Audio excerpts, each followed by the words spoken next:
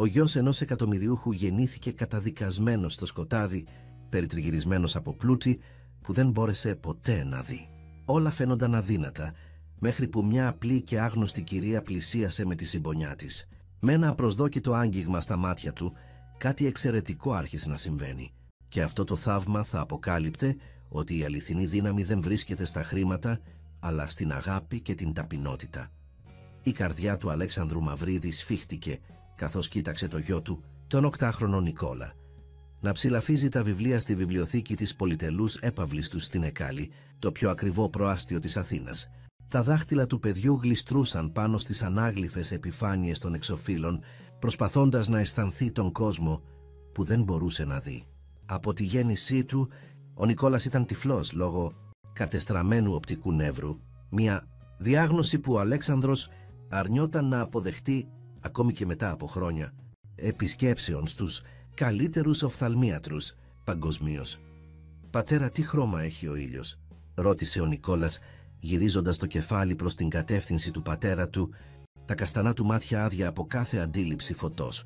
Ο Αλέξανδρος, ένας από τους πλουσιότερους επιχειρηματίες στην Ελλάδα, ιδιοκτήτης μιας αυτοκρατορίας ναυτιλιακών εταιριών, κατάπιε τον κόμπο στο λαιμό του. «Είναι κίτρινος, γιέ μου, λαμπερός και ζεστός, σαν τη φωτιά που αισθάνεσαι κοντά στο τζάκι, αλλά πολύ πιο δυνατός». Ο Νικόλας συνοφριώθηκε. «Αλλά η φωτιά κάνει θόρυβο», τριζοβολάει. «Κάνει θόρυβο ο ήλιος». «Όχι, ο ήλιος είναι σιωπηλός», απάντησε ο Αλέξανδρος, η φωνή του τρεμουλιαστή. Πάντα ένιωθε ανεπαρκής σε τέτοιες συζητήσεις παρά τα δισεκατομμύρια του. Η Σοφία, η οικονόμος του σπιτιού, μπήκε στη βιβλιοθήκη. «Κύριε Μαυρίδη, ο γιατρός Κωνσταντινίδης έφτασε για το ραντεβού». Ο Αλέξανδρος έσφιξε τις γροθιές του. Άλλος ένας γιατρός, άλλη μια απογοήτευση. Ήδη είχε συμβουλευτεί ειδικούς στη Βιέννη, το Λονδίνο, τη Νέα Υόρκη, τη Σιγκαπούρη, πληρώνοντας αστρονομικά ποσά για πειραματικές θεραπείες. Όλοι κατέληγαν στο ίδιο συμπέρασμα. «Λυπάμαι, κύριε Μαυρίδη, αλλά η κατάσταση του γιού σας είναι μη αναστρέψιμη. Θα έρθουμε αμέσως». «Τι?» απάντησε και στράφηκε στο γιο του. «Νικόλα, ήρθε ο καινούριος γιατρός από την Κρήτη που σου έλεγα. Έχει κάνει σημαντική έρευνα στην αναγέννηση νευρικών κυτάρων». Ο Νικόλας αναστέναξε ανεπαίσθητα. «Εντάξει, πατέρα». Η παιδική του φωνή ακουγόταν κουρασμένη, συνηθισμένη στην ατελείωτη παρέλαση γιατρών και εξετάσεων. Καθώς βάδιζαν προς το ιδιωτικό ιατρείο που ο Αλέξανδρος είχε εγκαταστήσει στην έπαυλη, ο Νικόλας κρατούσε σφιχτά το χέρι του πατέρα του, το λευκό του μπαστούνι να χτυπά απαλά στο μαρμάρινο πάτωμα. Η αντίθεση ήταν έντονη. Ο Αλέξανδρος πενηντάρης, ψηλός και επιβλητικός, με τα ασημένια μαλλιά και το ακριβό κοστούμι του, και ο Νικόλας, μικροσκοπικός και εύθραυστος, με τα άδεια μάτια που ποτέ δεν είχαν δει το πρόσωπο του πατέρα του. Ο 12 Κωνσταντινίδης, ένας αυστηρός άνδρας με πυκνά φρύδια, περίμενε με τον βοηθό του. Το δωμάτιο ήταν εξοπλισμένο με τα πιο προηγμένα ιατρικά μηχανήματα που το χρήμα μπορούσε να αγοράσει.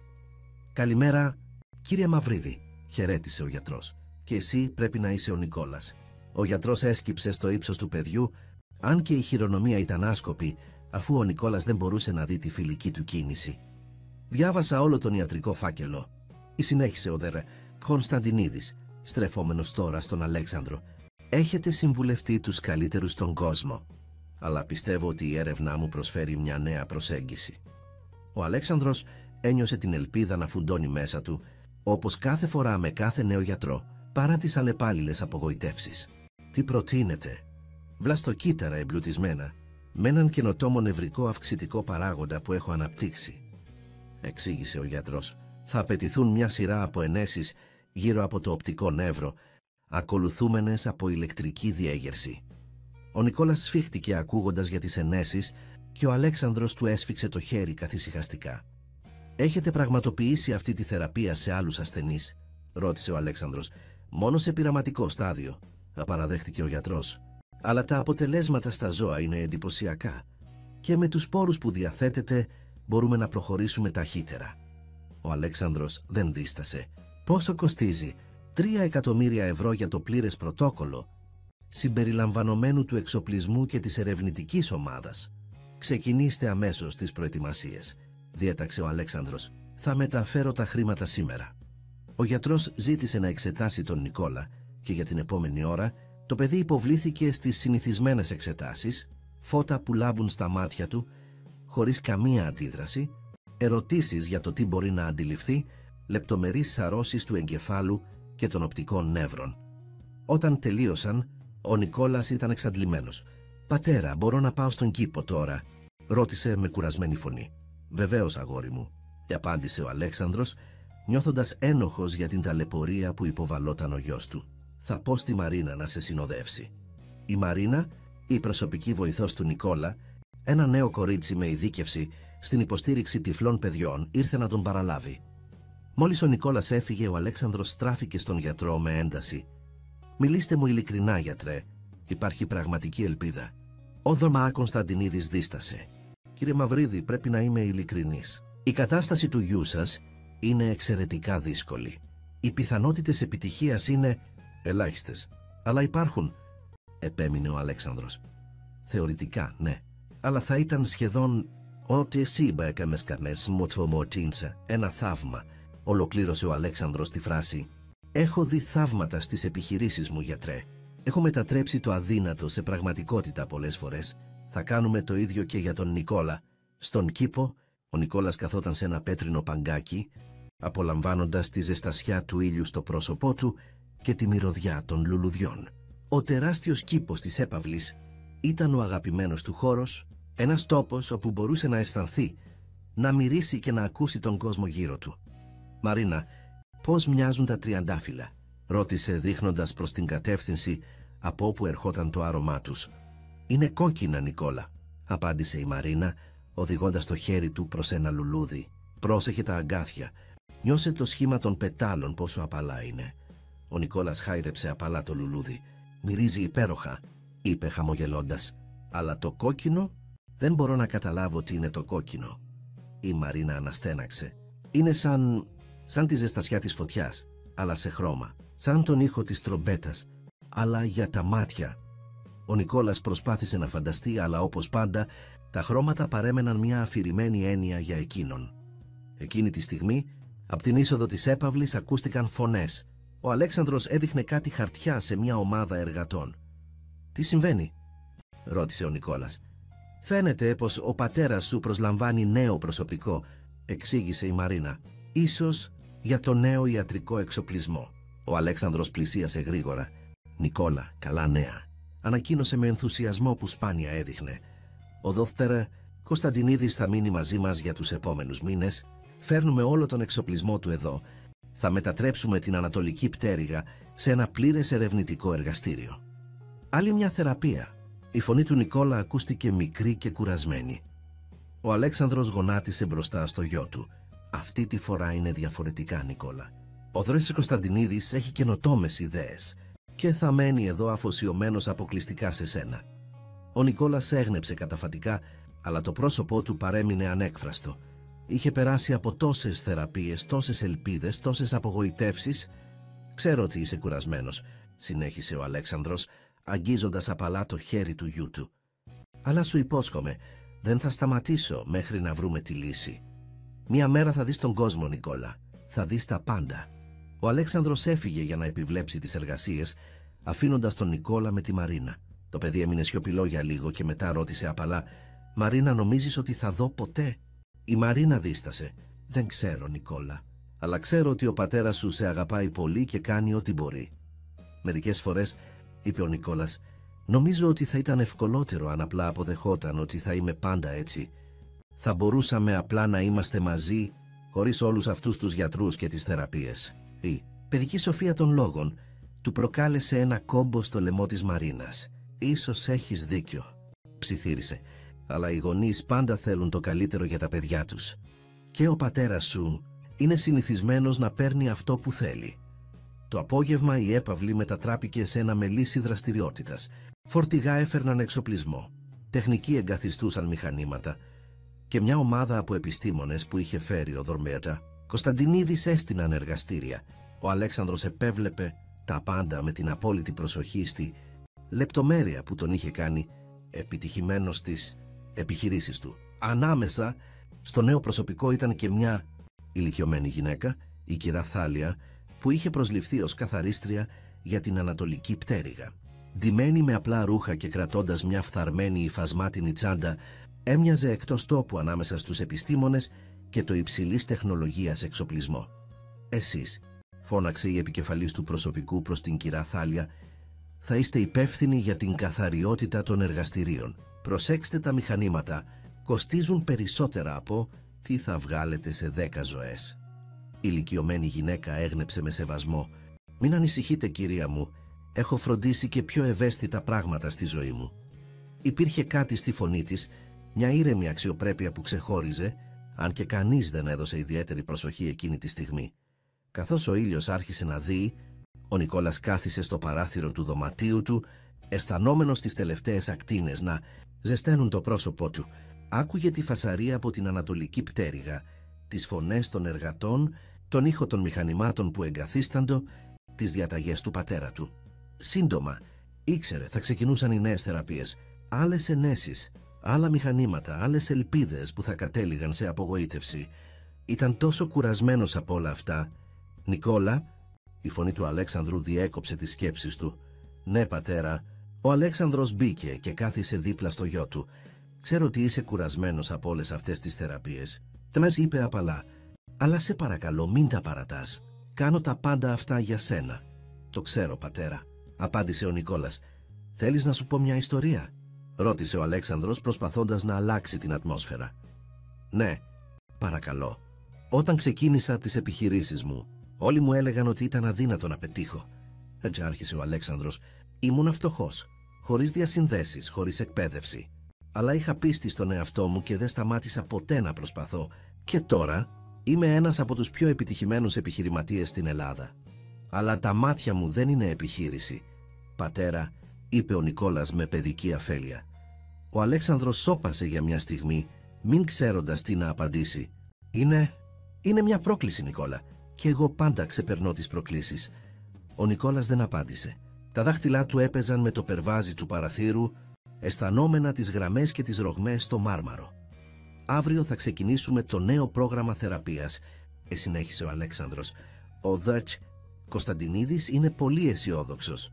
«Εντάξει, πατέρα», είπε ο Νικόλας με παρέτηση. Ο Αλέξανδρος φίλησε το μέτωπο του γιού του και σηκώθηκε. «Να θυμάσαι, Νικόλα, ότι σ' αγαπώ περισσότερο από οτιδήποτε στον κόσμο». Μετά την αναχώρηση του πατέρα του, ο Νικόλας έμεινε στο παράθυρο, αφουγκραζόμενος στους ήχους του κήπου. Τα πουλιά που κελαηδούσαν τα τελευταία τους τραγούδια πριν τη νύχτα, τα φύλλα που θρώιζαν στο απαλό αεράκι, το μακρινό βουητό της Αθήνας. Ήταν ένας κόσμος γεμάτος ήχους, μυρωδιές και αισθήσεις. Ο μόνος κόσμος που γνώριζε. Και παρά την αγάπη του πατέρα του και όλα τα πλούτη που τον περιέβαλαν, ο Νικόλας ένιωθε μόνος. Τόσο μόνος σε έναν κόσμο σκοτεινό που ακόμα και τα δισεκατομμύρια του Αλέξανδρου Μαυρίδη δεν μπορούσαν να φωτίσουν. Οι εβδομάδες κυλούσαν και η καθημερινότητα του Νικόλα είχε μετατραπεί σε μια ατελείωτη ακολουθία θεραπείων. Κάθε πρωί ο Δρακούτσινα, Κωνσταντινίδης και η ομάδα του πραγματοποιούσαν εξετάσεις και χορηγούσαν ενέσεις. Τα απογεύματα, ο Νικόλας υποβαλόταν σε συνεδρίες ηλεκτρικής διέγερσης. Μηχανήματα που βούιζαν, φωνές επιστημόνων που μιλούσαν με ιατρικούς όρους ακατανόητους για ένα παιδί και η φωνή του πατέρα του, πάντα γεμάτη ανυπομονησία και ελπίδα. «Βλέπεις κάτι, Νικόλα?» «Οποιοδήποτε φως». Αλλά η απάντηση ήταν πάντα η ίδια. «Όχι, πατέρα, τίποτα». Εκείνο το πρωί, μετά από άλλη μια αποτυχημένη συνεδρία, ο Νικόλας ζήτησε να πάει στον κήπο. Η Μαρίνα τον συνόδευσε έξω, αλλά στη συνέχεια την κάλεσαν για να βοηθήσει με κάποια χαρτιά. «Θες του Μαρκισάνδη, Μπατσί, θα επιστρέψω σε λίγο», Τάσου υποσχέθηκε. «Μείνε κοντά στο παγκάκι, εντάξει?» Ο Νικόλας συμφώνησε, χαρούμενος για λίγη μοναξιά. Καθισμένος στο αγαπημένο του πέτρινο παγκάκι, άφησε τον ήλιο να ζεσταίνει το πρόσωπό του. Το φως δεν μπορούσε να το δει, αλλά η ζεστασιά του ήταν μια παρηγοριά. Ξαφνικά αισθάνθηκε μια παρουσία κοντά του. «Μαρίνα?» ρώτησε. «Όχι, παιδί μου», απάντησε μια φωνή βαθιά και μελωδική με την ιδιαίτερη προφορά της κριτικής διαλέκτου. «Είμαι η Θάλια, εργάζομαι εδώ τώρα».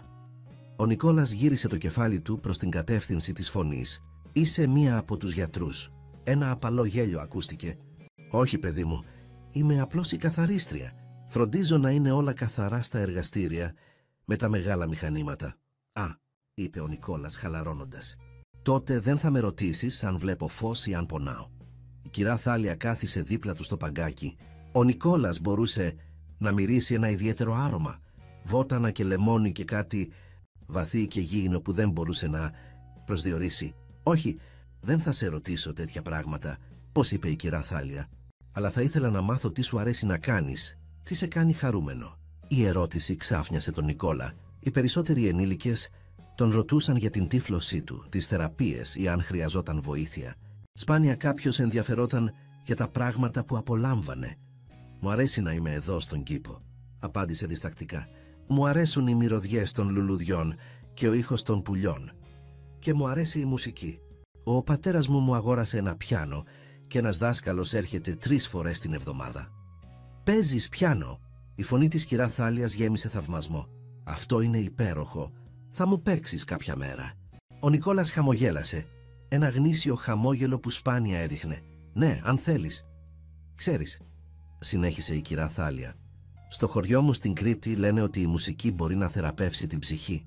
Ότι κάθε νότα αγγίζει ένα διαφορετικό μέρος μέσα μας που χρειάζεται φροντίδα».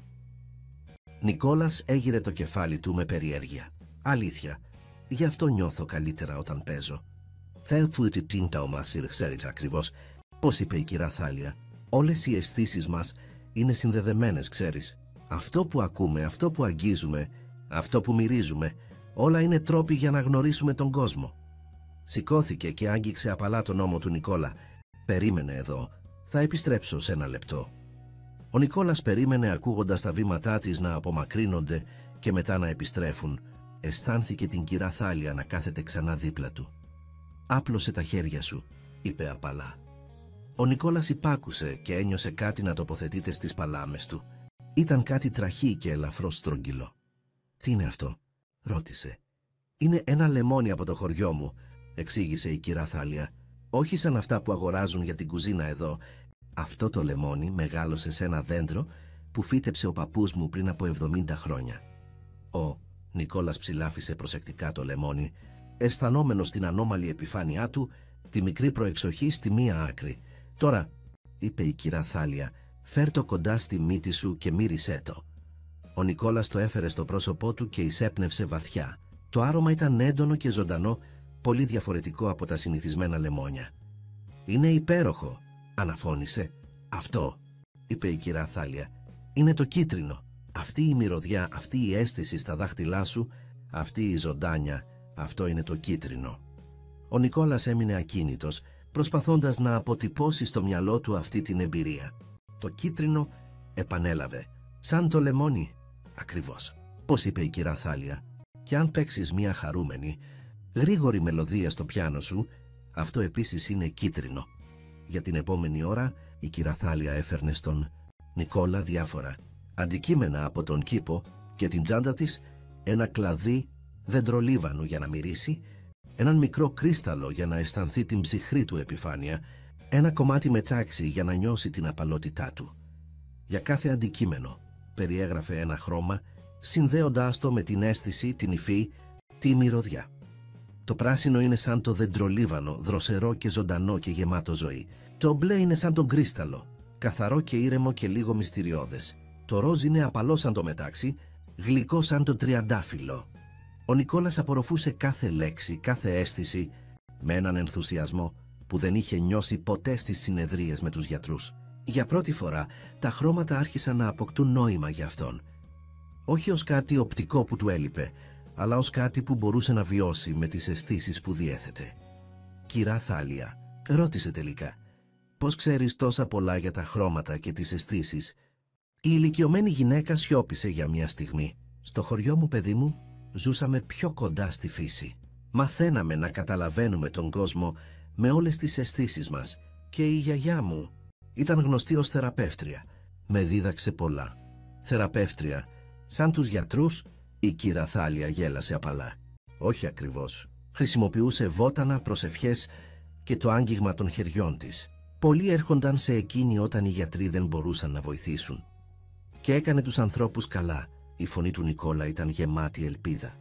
«Μερικές φορές ναι», του απάντησε η κυρά Θάλια. Αλλά το πιο σημαντικό ήταν ότι τους βοηθούσε να αποδεχθούν τον εαυτό τους και την κατάστασή τους. Να βρουν ομορφιά στη ζωή τους, όπως κι αν ήταν αυτή. Πριν ο Νικόλας προλάβει να ρωτήσει περισσότερα, η φωνή της Μαρίνας ακούστηκε από μακριά. «Νικόλα, είναι ώρα για το μεσημεριανό σου». Η κυρά Θάλια σηκώθηκε γρήγορα. «Πρέπει να επιστρέψω στη δουλειά μου», μου είπε. «Αλλά θα τα πούμε ξανά, αν θέλεις». «Ναι, παρακαλώ», είπε ο Νικόλας με ενθουσιασμό. «Θα έρθεις αύριο. Θα έρθει Μπέντζαμιν Τσάφερη». «Εσύ ρέχε, θα προσπαθήσω», υποσχέθηκε η κυρά Θάλια. «Και μην ξεχάσεις, το κίτρινο είναι σαν το λεμόνι, φωτεινό και ζωντανό». Καθώς η Μαρίνα πλησίαζε, η κυρά Θάλια απομακρύνθηκε βιαστικά. Ο Νικόλας κρατούσε ακόμα το λεμόνι, σφίγγοντάς το απαλά. «Τι έχεις εκεί?» ρώτησε η Μαρίνα. «Ένα λεμόνι», απάντησε ο Νικόλας. «Είναι κίτρινο. Κίτρινο σαν μια χαρούμενη μελωδία στο πιάνο». Η Μαρίνα χαμογέλασε, λίγο μπερδεμένη από τον ξαφνικό ενθουσιασμό του. Σωστά. Είναι ώρα για φαγητό τώρα». Καθώς η Μαρίνα τον οδηγούσε πίσω στο σπίτι, ο Νικόλας ένιωθε διαφορετικός. Για πρώτη φορά αισθανόταν ότι κάποιος τον καταλάβαινε πραγματικά, ότι κάποιος ήθελε να του δείξει τον κόσμο όπως μπορούσε να τον βιώσει, όχι να τον διορθώσει. Το μεσημέρι πέρασε με τον συνηθισμένο τρόπο, το φαγητό του, το μάθημα πιάνου, μία σύντομη ανάπαυση. Αλλά οι σκέψεις του Νικόλα ήταν συνεχώς στην κυρά Θάλια και στα πράγματα που του είχε δείξει. Αργότερα, όταν ο Δοκτώρ Κωνσταντινίδης τον κάλεσε για την απογευματινή θεραπεία, ο Νικόλας πήγε χωρίς την συνηθισμένη του αντίσταση. Αισθανόταν μια νέα περιέργεια για τον κόσμο. Στο εργαστήριο ο Αλέξανδρος περίμενε με αγωνία, όπως πάντα. «Πώς νιώθεις σήμερα, Νικόλα?» «Καλά, πατέρα. Έμαθα για τα χρώματα σήμερα».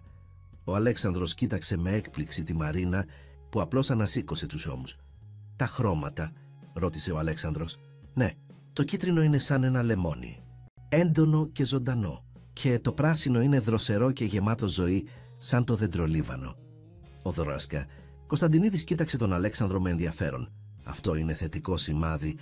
«Να με σημάδι», είπε. «Η αναπτυσσόμενη φαντασία για τα χρώματα μπορεί να υποδηλώνει ότι ο εγκέφαλος του προσπαθεί να δημιουργήσει νέες συνάψεις. Ας προχωρήσουμε με τη θεραπεία σήμερα». Η συνεδρία ακολούθησε το συνηθισμένο πρωτόκολλο. Ενέσεις, ηλεκτρική διέγερση, εξετάσεις, αλλά αυτή τη φορά ο Νικόλας παρέμεινε ήρεμος και συγκεντρωμένος, σκεπτόμενος τα χρώματα που είχε γνωρίσει νωρίτερα. Μετά από 2 εξαντλητικές ώρες, η συνεδρία τελείωσε χωρίς καμία ορατή βελτίωση. Αλλά αντί να είναι απογοητευμένος, ο Νικόλας ρώτησε: «Πατέρα, μπορώ να πάω να παίξω πιάνο τώρα? Έχω μια ιδέα για μια μελωδία». «Είναι κίτρινη!» Ο Αλέξανδρος, έκπληκτος από την θετική διάθεση του γιού του, συμφώνησε αμέσως. «Βεβαίως, Νικόλα». Στο δωμάτιο μουσικής, ο Νικόλας κάθισε στο πιάνο και άρχισε να παίζει. Τα δάχτυλά του χόρευαν πάνω στα πλήκτρα, δημιουργώντας μια χαρούμενη, ζωντανή μελωδία που γέμισε το σπίτι. Ο Αλέξανδρος στεκόταν στην πόρτα, παρακολουθώντας με έκπληξη. «Είναι υπέροχο», είπε ο Αλέξανδρος όταν ο Νικόλας τελείωσε. «Πού το έμαθες αυτό?» «Δεν το έμαθα», τον απάντησε ο Νικόλας. «Το δημιούργησα. Είναι το κίτρινο, πατέρα». Ο Αλέξανδρος κάθισε δίπλα στο γιο του, αισθανόμενος μια βαθιά συγκίνηση. «Έχεις τόσο ταλέντο, Νικόλα. Είμαι τόσο περήφανος για σένα». «Η κυρά Θάλια λέει ότι όλες οι αισθήσεις είναι συνδεδεμένες», είπε ο Νικόλας. «Μπορούμε να δούμε με τα δάχτυλά μας και τη μύτη μας και τα αυτιά μας». «Κυρά Θάλια?» ρώτησε ο Αλέξανδρος συνοφριωμένος. «Ποια είναι αυτή?» «Μια κυρία που εργάζεται εδώ», είπε ο Νικόλας. «Είναι από την Κρήτη και μου δίδαξε για τα χρώματα». Ο Αλέξανδρος κοίταξε τη Μαρίνα που στεκόταν στην πόρτα. «Ξέρεις για ποια μιλάει?» «Πρέπει να είναι η νέα καθαρίστρια για τα εργαστήρια», είπε η Μαρίνα. «Μια ηλικιωμένη κυρία. Προσλήφθηκε πρόσφατα». Ο Αλέξανδρος έγνεψε αργά. «Θα εσείς, καταλαβαίνω», στράφηκε πίσω στον Νικόλα. «Είναι ωραίο που έκανες μια νέα φίλη, αλλά θυμήσου ότι οι γιατροί είναι εκείνοι που θα σε βοηθήσουν να δεις πραγματικά. Όλα αυτά για τα χρώματα και τις αισθήσεις είναι όμορφες ιδέες, αλλά δεν είναι επιστήμη». Ο Νικόλας κούνησε το κεφάλι του. «Αλλά με έκανε να νιώσω καλύτερα, πατέρα, και καταλαβαίνω καλύτερα τα χρώματα τώρα». Ο Αλέξανδρος αναστέναξε, μη θέλοντας να χαλάσει την καλή διάθεση του γιού του. «Εντάξει, Νικόλα, αλλά θυμήσου ότι οι θεραπείες είναι που θα σου δώσουν την όρασή σου. Εκείνο το βράδυ, μετά το δείπνο, ο Αλέξανδρος αποσύρθηκε στο γραφείο του με τον Δοφτά, Κωνσταντινίδη. «Είδατε την αλλαγή στη διάθεσή του?» ρώτησε ο γιατρός. «Αυτό είναι πολύ θετικό. Η ψυχολογική ευεξία μπορεί να ενισχύσει την αποτελεσματικότητα της θεραπείας». Ο Αλέξανδρος κούνησε το κεφάλι του. Ναι, αλλά μιλούσε για μια καθαρίστρια που του δίδαξε για τα χρώματα. Χρησιμοποιώντας βότανα και άλλες ανοησίες. Ο Δεύτε, Κωνσταντινίδης ανασήκωσε τους ώμους. «Δεν υπάρχει κακό σε αυτό, κύριε Μαυρίδη. Αν τον κάνει να αισθάνεται καλύτερα και πιο δεκτικό στις θεραπείες, τότε μπορεί να είναι χρήσιμο. Αλλά δεν θέλω να του δημιουργεί ψευδείς ελπίδες», επέμεινε ο Αλέξανδρος, «ή να του βάζει περίεργες ιδέες. Καταλαβαίνω την ανησυχία σας», είπε ο γιατρός, «αλλά πιστεύω ότι αυτή τη στιγμή οτιδήποτε βελτιώνει την ψυχολογική του κατάσταση είναι προς όφελός μας». Ο Αλέξανδρος αναστέναξε. «Ίσως έχετε δίκιο. Θα το παρακολουθήσω προς το παρόν». Εκείνη τη νύχτα ο Νικόλας κοιμήθηκε καλύτερα από τι είχε κοιμηθεί εδώ και μήνες. Στα όνειρά του είδε χρώματα, όχι με τα μάτια του, αλλά με τον τρόπο που του τα είχε περιγράψει η κυρά Θάλια. Το κίτρινο ήταν ζεστό και χαρούμενο σαν το λεμόνι, το πράσινο ήταν φρέσκο και ζωντανό σαν το δεντρολίβανο, το μπλε ήταν ήρεμο και βαθύ σαν τον κρίσταλο. Το επόμενο πρωί ξύπνησε με ανανεωμένη ενέργεια. Μετά το πρωινό ζήτησε να πάει στον κήπο, ελπίζοντας να συναντήσει ξανά την κυρά Θάλια. Και προς μεγάλη του χαρά ήταν εκεί, να καθαρίζει τα φύλλα γύρω από τα παρτέρια. «Καλημέρα, κυρά Θάλια», φώναξε. «Καλημέρα, Νικόλα μου», απάντησε η ηλικιωμένη γυναίκα, πλησιάζοντάς τον. «Πώς είσαι σήμερα?» «Φόμεφιον πάσεναν παρσί. Υπέροχα. Έπαιξα πιάνο χθες μια κίτρινη μελωδία και ονειρεύτηκα χρώματα». Η κυρά Θάλια χαμογέλασε. «Αυτό είναι θαυμάσιο. Τα χρώματα είναι παντού, αρκεί να ξέρεις πώς να τα αισθανθείς». «Μπορείς να μου μάθεις περισσότερα σήμερα?» ρώτησε ο Νικόλας. «Φυσικά», είπε η κυρά Θάλια καθώς κάθισε δίπλα του στο παγκάκι. «Σήμερα θα σου μιλήσω για το κόκκινο». Έβγαλε από την τσάντα της ένα μικρό βαζάκι και το άνοιξε. Ο αέρας γέμισε με ένα γλυκό ζεστό άρωμα. «Τι είναι αυτό?» ρώτησε ο Νικόλας εισπνέοντας βαθιά. «Κανέλα και γαρίφαλο», εξήγησε η κυρά Θάλια. «Αυτό είναι το κόκκινο. Ζεστό, έντονο, γεμάτο πάθος». Άφησε τον Νικόλα να μυρίσει το βαζάκι και μετά να βυθίσει το δάχτυλό του στο μείγμα των μπαχαρικών. «Το κόκκινο είναι η φωτιά, η ζωή, το αίμα που κυλάει στις φλέβες μας», συνέχισε η κυρά Θάλια. «Είναι δύναμη και ζεστασιά». Η Μαρίνα, που παρακολουθούσε από απόσταση, εντυπωσιάστηκε από το πώς η ηλικιωμένη γυναίκα μπορούσε να κάνει έννοιες τόσο αφηρημένες να γίνουν, απτές για ένα τυφλό παιδί. «Κυρά Θάλια», ρώτησε ο Νικόλας μετά από λίγο, «μπορώ να σου παίξω πιάνο? Θέλω να ακούσεις τη μελωδία μου». «Τίποτα δεν θα με έκανε πιο χαρούμενη», απάντησε η κυρά Θάλια με ένα ζεστό χαμόγελο. Η Μαρίνα πλησίασε. «Δεν ξέρω αν ο κύριος Μαυρίδης θα επιτρέψει». «Μα είναι μόνο μουσική», είπε ο Νικόλας με παράπονο. «Και η κυρά Θάλια με βοήθησε τόσο πολύ». Η Μαρίνα δίστασε. Ποτέ δεν είχε δει τον Νικόλα τόσο ζωντανό και χαρούμενο. «Εντάξει», συμφώνησε τελικά, «αλλά μόνο για λίγο. Και μετά η κυρά Θάλια πρέπει να επιστρέψει στη δουλειά της». Οδήγησαν την ηλικιωμένη γυναίκα στο δωμάτιο μουσικής, όπου ο Νικόλας κάθισε στο πιάνο. Τα δάχτυλά του άρχισαν να κινούνται πάνω στα πλήκτρα, παίζοντας την κίτρινη μελωδία που είχε συνθέσει την προηγούμενη μέρα. Ήταν φωτεινή και χαρούμενη, σαν την αίσθηση του λεμονιού στα χέρια του. Όταν τελείωσε, η κυρά Θάλια χειροκρότησε με ενθουσιασμό. «Μπράβο, Νικόλα. Είναι πραγματικά κίτρινο. Μπορώ να το δω με τα αυτιά μου». Ο Νικόλας έλαμψε από χαρά. «Τώρα θα φτιάξω μια κόκκινη μελωδία με όσα μου έμαθε σήμερα». Άρχισε να παίζει ξανά, αυτή τη φορά μια βαθύτερη, πιο έντονη σύνθεση που θύμιζε το άρωμα των μπαχαρικών και τη ζεστασιά της φωτιάς. Κανείς δεν πρόσεξε τον Αλέξανδρο που στεκόταν στην πόρτα, παρακολουθώντας με μια έκφραση που κειμενόταν μεταξύ έκπληξης και δυσπιστίας. Ποτέ δεν είχε ακούσει τον γιο του να παίζει με τέτοιο πάθος, τέτοια έκφραση. Και ποια ήταν αυτή η ηλικιωμένη γυναίκα που καθόταν δίπλα του με τα απλά ρούχα και το βαθιά ρητιδωμένο πρόσωπο. Όταν ο Νικόλας τελείωσε το δεύτερο κομμάτι, ο Αλέξανδρος προχώρησε στο δωμάτιο. «Αυτό ήταν εξαιρετικό, γιέ μου». Ο Νικόλας γύρισε προς τον ήχο της φωνής του πατέρα του. «Πατέρα, από πότε είσαι εδώ?» Αρκετή ώρα», είπε ο Αλέξανδρος. «Και ποια είναι η επισκέπτριά μας?» ρώτησε κοιτάζοντας την κυρά Θάλια. Η ηλικιωμένη γυναίκα σηκώθηκε και υποκλίθηκε ελαφρά. «Είμαι η Θάλια Καζαντζάκη, κύριε. Εργάζομαι στην καθαριότητα των εργαστηρίων». «Πατέρα, η κυρά Θάλια με διδάσκει για τα χρώματα», είπε με ενθουσιασμό ο Νικόλας. «Με βοηθάει να καταλάβω πώς είναι ο κόσμος μέσα από τις άλλες αισθήσεις μου». Ο Αλέξανδρος κοίταξε την ηλικιωμένη γυναίκα με καχυποψία. «Είναι αυτό μέρος των καθηκόντων σας, κυρία Καζαντζάκη?» «Όχι, κύριε», απάντησε με αξιοπρέπεια η κυρά Θάλια. «Συνάντησα τον Νικόλα στον κήπο. Απλώς μοιράστηκα μαζί του μερικές γνώσεις από το χωριό μου». «Καταλαβαίνω», είπε ψυχρά ο Αλέξανδρος. «Η Μαρίνα θα σας συνοδεύσει πίσω στα εργαστήρια. Είμαι βέβαιος ότι έχετε πολλή δουλειά να κάνετε». Η κυρά Θάλια έγνεψε καταφατικά. «Φυσικά, κύριε. Σας ευχαριστώ». Στράφηκε στον Νικόλα. «Αντίο για τώρα, Νικόλα. Το παίξιμό σου ήταν υπέροχο». «Θα σε δω αύριο?» ρώτησε με αγωνία ο Νικόλας. Πριν η κυρά Θάλια προλάβει να απαντήσει, ο Αλέξανδρος παρενέβη. «Ο Νικόλας έχει ένα γεμάτο πρόγραμμα θεραπείων, κυρία Καζαντζάκη. Και είμαι βέβαιος ότι κι εσείς έχετε τα καθήκοντά σας». Η κυρά Θάλια κοίταξε τον Αλέξανδρο για μια στιγμή και μετά έγνεψε. «Φυσικά, κύριε Μαυρίδη, καταλαβαίνω». Καθώς η Μαρίνα συνόδευε την κυρά Θάλια έξω, ο Νικόλας στράφηκε προς τον πατέρα του. «Πατέρα, γιατί φέρθηκες έτσι?» «Η κυρά Θάλια είναι φίλη μου». Νικόλα», είπε ο Αλέξανδρος προσπαθώντας να ακουστεί ήρεμος. «Είναι μια καθαρίστρια και έχουμε τους καλύτερους γιατρούς εδώ για να σε βοηθήσουν. Δεν χρειάζεσαι λαϊκές προλήψεις και παραμύθια για μπαχαρικά και λεμόνια». «Αλλά με έκανε να νιώσω καλύτερα», διαμαρτυρήθηκε ο Νικόλας. «Και καταλαβαίνω τα χρώματα τώρα με τον δικό μου τρόπο». Ο Αλέξανδρος αναστέναξε και κάθισε δίπλα στο γιο του. «Νικόλα, θέλω το καλύτερο για σένα. Και το καλύτερο είναι η επιστήμη, η ιατρική, οι πραγματικές θεραπείες.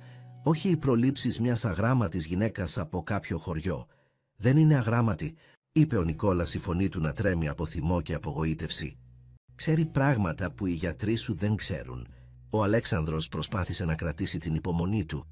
«Νικόλα, θα συνεχίσεις τις θεραπείες με τον δοτρή Κωνσταντινίδη και θα αφήσεις την κυρία Καζαντζάκη να κάνει τη δουλειά της». Αυτό είναι το τέλος της συζήτησης. Για τις επόμενες ημέρες, ο Νικόλας προσπαθούσε να βρει την κυρά Θάλια, αλλά ο Αλέξανδρος είχε δώσει αυστηρές οδηγίες στη Μαρίνα να μην αφήνει τον γιο του μόνο στον κήπο. Οι θεραπείες συνεχίζονταν. Ενέσεις, φάρμακα, ηλεκτρική διέγερση. Αλλά η καρδιά του Νικόλα δεν ήταν πια σε αυτές.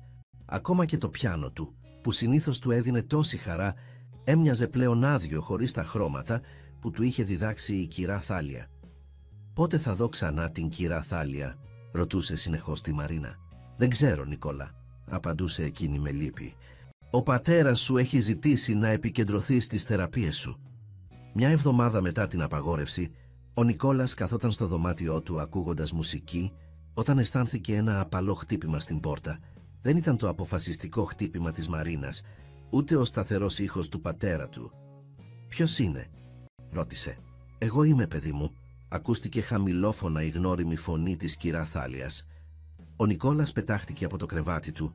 «Κυρά Θάλια», ψιθύρισε με ενθουσιασμό, ψηλαφίζοντας το δρόμο του προς την πόρτα. «Πώς ήρθες εδώ?»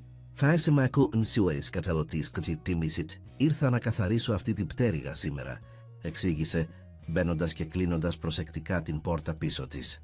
«Αλλά πρέπει να είμαστε προσεκτικοί. Ο πατέρας σου δεν θέλει να μιλάμε». «Το ξέρω», είπε ο Νικόλας με παράπονο. «Αλλά μου έλειψες. Και μου έλειψαν τα μαθήματά μας για τα χρώματα». Η κυρά Θάλια χαμογέλασε, αν και ο Νικόλας δεν μπορούσε να το δει. «Και εμένα μου έλειψες, Νικόλα μου. Έφερα κάτι για σένα».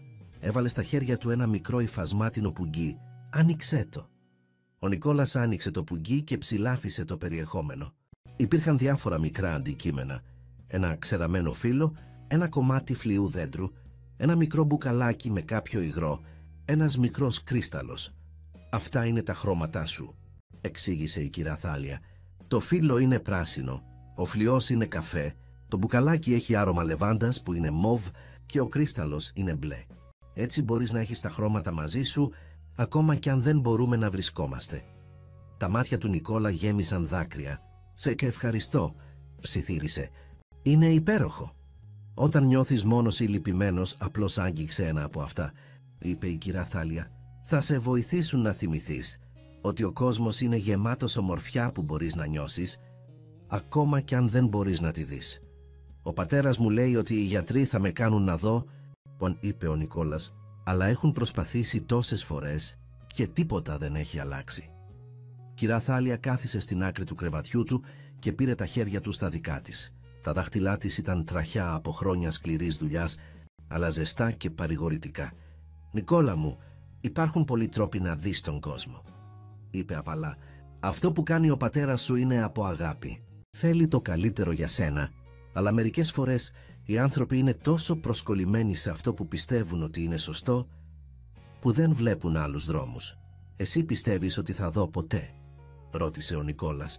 Η κυρά Θάλια σιώπησε για μια στιγμή. «Πιστεύω ότι τα πάντα είναι δυνατά, παιδί μου, αλλά πιστεύω επίσης ότι η αληθινή όραση έρχεται από μέσα μας. Υπάρχουν άνθρωποι που βλέπουν με τα μάτια τους, αλλά δεν παρατηρούν την ομορφιά γύρω τους». Ξαφνικά ακούστηκαν βήματα στον διάδρομο. Η κυρά Θάλια σηκώθηκε γρήγορα. «Πρέπει να φύγω», ψιθύρισε. «Κρύψε το πουγγί. Θα προσπαθήσω να σε βρω ξανά». Έφυγε αθόρυβα μόλις πριν η Μαρίνα μπει στο δωμάτιο. «Νικόλα, είναι ώρα για την απογευματινή θεραπεία».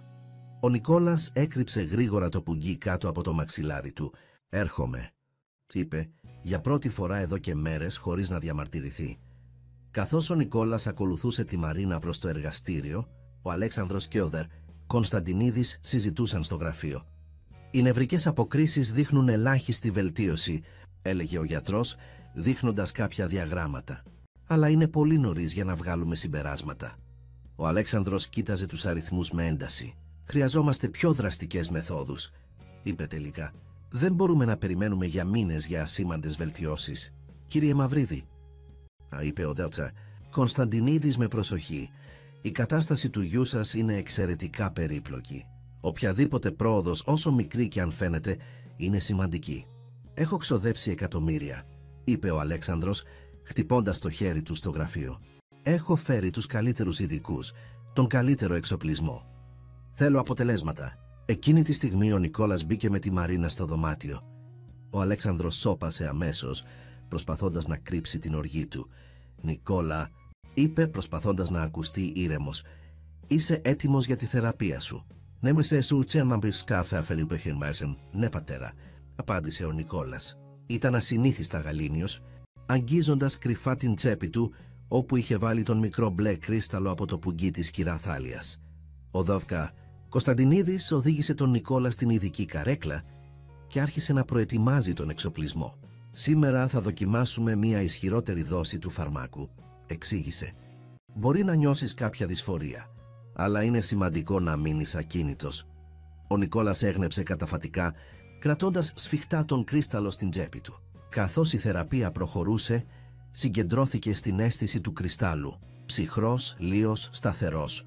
Μπλε, όπως είχε πει η κυρά Θάλια, μπλε σαν τον ουρανό που δεν είχε δει ποτέ, σαν τη θάλασσα που μόνο είχε ακούσει. Η θεραπεία ήταν πράγματι πιο έντονη αυτή τη φορά. Ο Νικόλας αισθάνθηκε έναν οξύ πόνο στο κεφάλι και στα μάτια του, αλλά δεν παραπονέθηκε. Αντί για αυτό, έσφιξε τον κρίσταλο και φαντάστηκε το μπλε, ήρεμο, βαθύ, απέραντο. Μετά από 2 ώρες, η θεραπεία τελείωσε. Ο Κωνσταντινίδης εξέτασε τα μάτια του Νικόλα με ένα ειδικό εργαλείο. «Βλέπεις κάτι, Νικόλα?» ρώτησε όπως πάντα.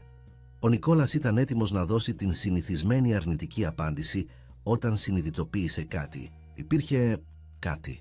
Όχι εικόνα, όχι σχήμα, αλλά μια αμυδρή αντίληψη του φωτός που έλαβε στα μάτια του. Νομίζω ότι βλέπω λίγο φως», είπε αβέβαια. Ο Αλέξανδρος πετάχτηκε από τη θέση του. «Τι είπες?» «Φέρσιμα, ήμουν κάποιο φως», επανέλαβε ο Νικόλας. «Όχι καθαρά, αλλά υπάρχει κάτι. Μια διαφορά ανάμεσα στο σκοτάδι και κάτι λιγότερο σκοτεινό». Ο Δορφέρσε Κωνσταντινίδης κοίταξε με έκπληξη τον Αλέξανδρο. «Αυτό είναι εξαιρετικό νέο, κύριε Μαυρίδη. Είναι η πρώτη απόκριση στο φως που έχει αναφέρει ποτέ ο Νικόλας». Ο Αλέξανδρος έσκυψε μπροστά στο γιο του, με το πρόσωπό του να λάμπει από ελπίδα. «Μπορείς να δεις το φως αυτού του φακού, Νικόλα?» ρώτησε, ανάβοντας έναν μικρό φακό και κινώντας τον μπροστά στα μάτια του γιού του. Ο Νικόλας συγκεντρώθηκε. Ναι. Όταν είναι εκεί, βλέπω κάτι. Και όταν το κινείς, μπορώ να καταλάβω ότι αλλάζει θέση. Ο Αλέξανδρος αγκάλιασε τον γιο του με δάκρυα στα μάτια. Λειτουργεί! Η θεραπεία λειτουργεί. Ο Δοφθόρα Κωνσταντινίδης προσπάθησε να συγκρατήσει τον ενθουσιασμό. Είναι ένα πολύ θετικό σημάδι, αλλά χρειάζεται προσοχή. Πρέπει να κάνουμε περισσότερες εξετάσεις για να καταλάβουμε τι συμβαίνει. Ο Αλέξανδρος, μόλις που τον άκουγε, το ήξερα ότι θα τα καταφέρναμε, Νικόλα. Ήξερα ότι η επιστήμη θα έβρισκε τον τρόπο. Ο Νικόλας χαμογέλασε, αλλά στο μυαλό του υπήρχε μια διαφορετική σκέψη. Στην τσέπη του κρατούσε ακόμα τον μπλε κρίσταλο. Αναρωτιόταν αν η κυρά Θάλια και τα μαθήματά της είχαν παίξει κάποιο ρόλο σε αυτή την αλλαγή. Για τις επόμενες ημέρες, ο Αλέξανδρος ήταν σε κατάσταση εφορίας. Τηλεφώνησε σε συνεργάτες και φίλους για να μοιραστεί τα νέα, διπλασίασε τη χρηματοδότηση της έρευνας του Δράτης Κωνσταντινίδη και περνούσε κάθε ελεύθερη στιγμή με τον Νικόλα, ελέγχοντας την πρόοδο της όρασής του. Ο Νικόλας πράγματι βίωνε μια βαθμιαία βελτίωση. Κάθε μέρα η αντίληψή του για το φως γινόταν λίγο πιο καθαρή. Σύντομα μπορούσε να διακρίνει όχι μόνο την παρουσία του φωτός, αλλά και βασικές σκιές και κινήσεις.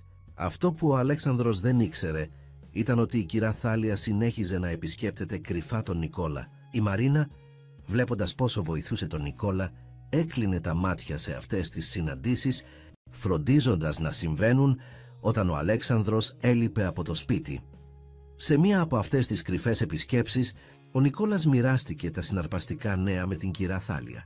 «Μπορώ να δω φως», της είπε με ενθουσιασμό. «Και σκιές. Και όταν κάποιος κινείται μπροστά μου, μπορώ να το καταλάβω». Η κυρά Θάλια χαμογέλασε με ζεστασιά. «Αυτό είναι υπέροχο, Νικόλα μου. Το ήξερα ότι είχες αυτή τη δύναμη μέσα σου. Ο πατέρας μου λέει ότι είναι χάρη στις θεραπείες του Δρέτσα Κωνσταντινίδη», είπε ο Νικόλας. «Αλλά τι, παιδί μου?» ρώτησε η κυρά Θάλια. «Άρχισα να βλέπω φως την ίδια μέρα που μου έδωσες τον μπλε κρίσταλο», είπε ο Νικόλας. «Τον κρατούσα σφιχτά κατά τη διάρκεια της θεραπείας και σκεφτόμουν τον μπλε όπως μου το είχες περιγράψει. Και μετά είδα φως». Η κυρά Θάλια έσφιξε απαλά το χέρι του. «Ίσως και τα δύο να έχουν συμβάλει, Νικόλα. Η επιστήμη και η πίστη δεν είναι πάντα αντίθετες. Μερικές φορές συνεργάζονται με τρόπους που δεν καταλαβαίνουμε». Εκείνη την ημέρα, η κυρά Θάλια έφερε ένα νέο δώρο για τον Νικόλα. Ένα μικρό βαζάκι με μια αλυφή φτιαγμένη από βότανα. «Αυτό είναι από το χωριό μου», εξήγησε. «Φτιάχνεται από ειδικά βότανα που μεγαλώνουν στα βουνά της Κρήτης. Βάλε λίγο γύρω από τα μάτια σου κάθε βράδυ πριν κοιμηθείς». «Τι κάνει?» ρώτησε ο Νικόλας μυρίζοντας την αλυφή. Είχε ένα γλυκό βαθύ άρωμα με νότες από δεντρολίβανο, λεβάντα και κάτι άλλο που δεν μπορούσε να αναγνωρίσει. «Είναι μια παλιά συνταγή της γιαγιάς μου», είπε η κυρά Θάλια.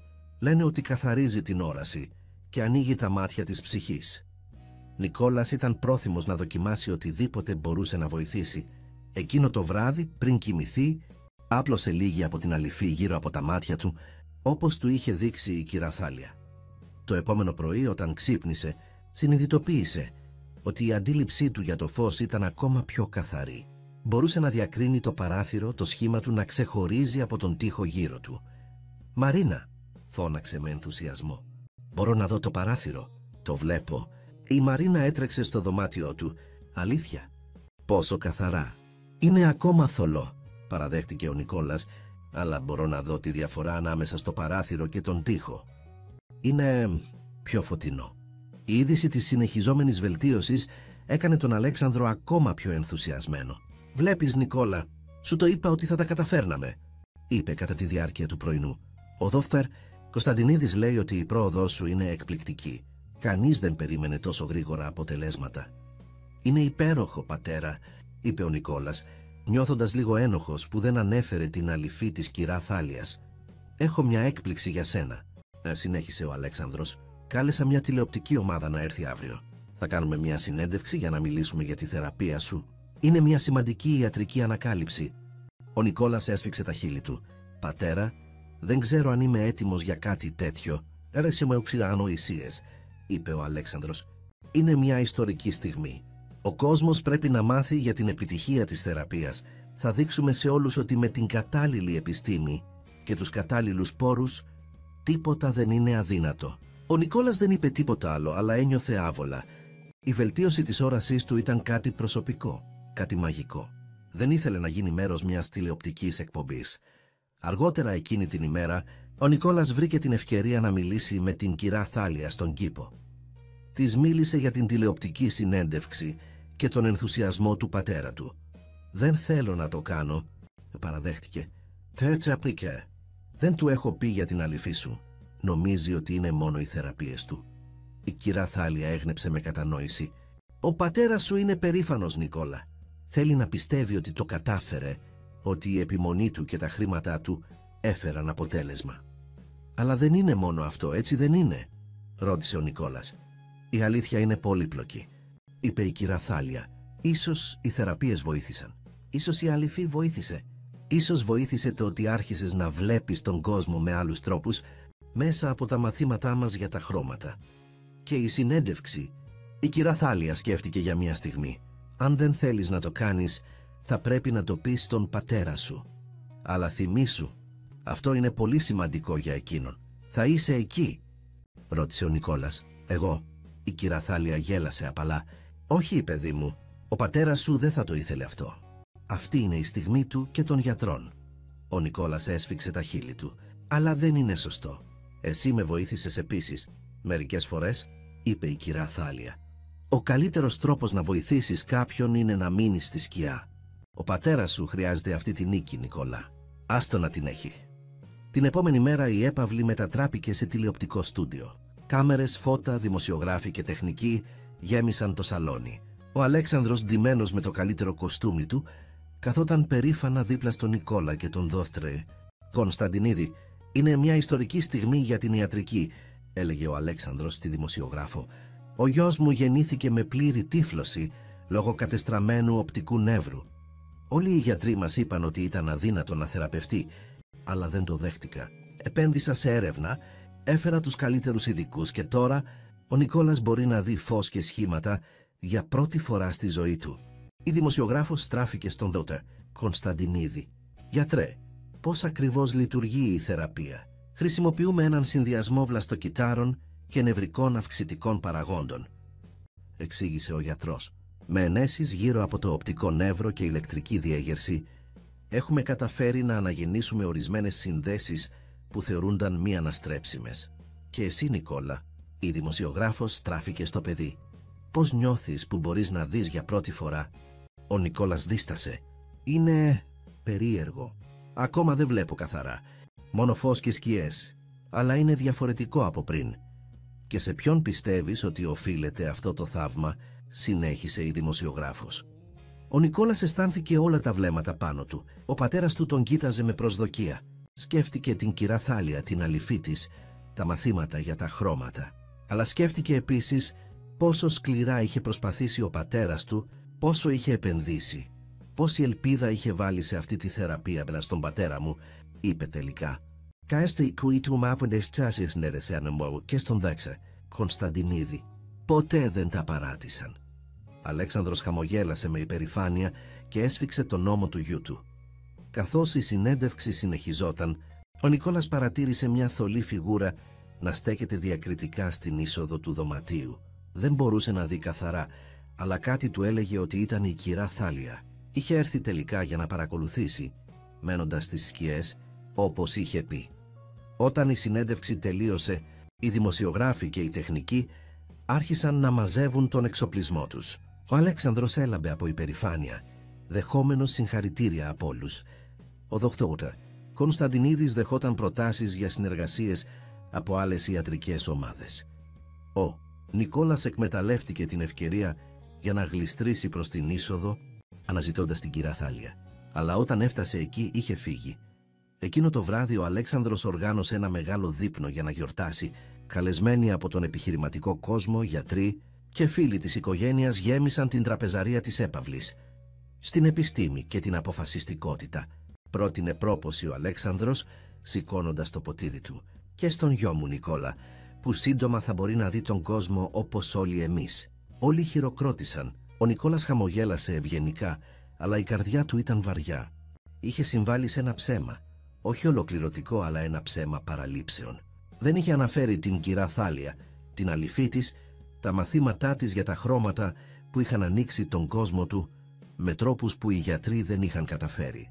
Αργότερα εκείνο το βράδυ, όταν όλοι είχαν φύγει και η έπαυλη είχε ησυχάσει, ο Νικόλας έβαλε λίγη από την αληφή της κυρά Θάλιας γύρω από τα μάτια του, όπως έκανε κάθε βράδυ. Καθώς το αρωματικό μείγμα άγγιξε το δέρμα του, ένιωσε μια αίσθηση ζεστασιάς να απλώνεται. Εκείνο το βράδυ, στα όνειρά του, είδε χρώματα πιο καθαρά από ποτέ. Και για πρώτη φορά είδε ένα πρόσωπο, το πρόσωπο μιας ηλικιωμένης γυναίκας με βαθιές ρητίδες και καλοσυνάτα μάτια. Η κυρά Θάλια του χαμογελούσε και τα μάτια της έλαμπαν με μια γνώση αρχαία και μυστηριώδη. Τις επόμενες εβδομάδες, η όραση του Νικόλα συνέχισε να βελτιώνεται με εκπληκτικό ρυθμό. Από τις αχνές σκιές και το αμυδρό φως είχε προχωρήσει στο να διακρίνει βασικά σχήματα και περιγράμματα. Μπορούσε πλέον να αναγνωρίσει την πόρτα από το παράθυρο, να δει τις σιλουέτες των ανθρώπων που κινούνταν στο δωμάτιο, να ξεχωρίσει τα σύννεφα στον ουρανό. Ο Αλέξανδρος Μαυρίδης είχε μετατραπεί σε εθνική προσωπικότητα. Μετά την τηλεοπτική συνέντευξη, άλλες εκπομπές και εφημερίδες ζητούσαν να καλύψουν την ιστορία. Το θαύμα της σύγχρονης ιατρικής το ονόμαζαν. Ο δισεκατομμυριούχος που αγόρασε ένα θαύμα.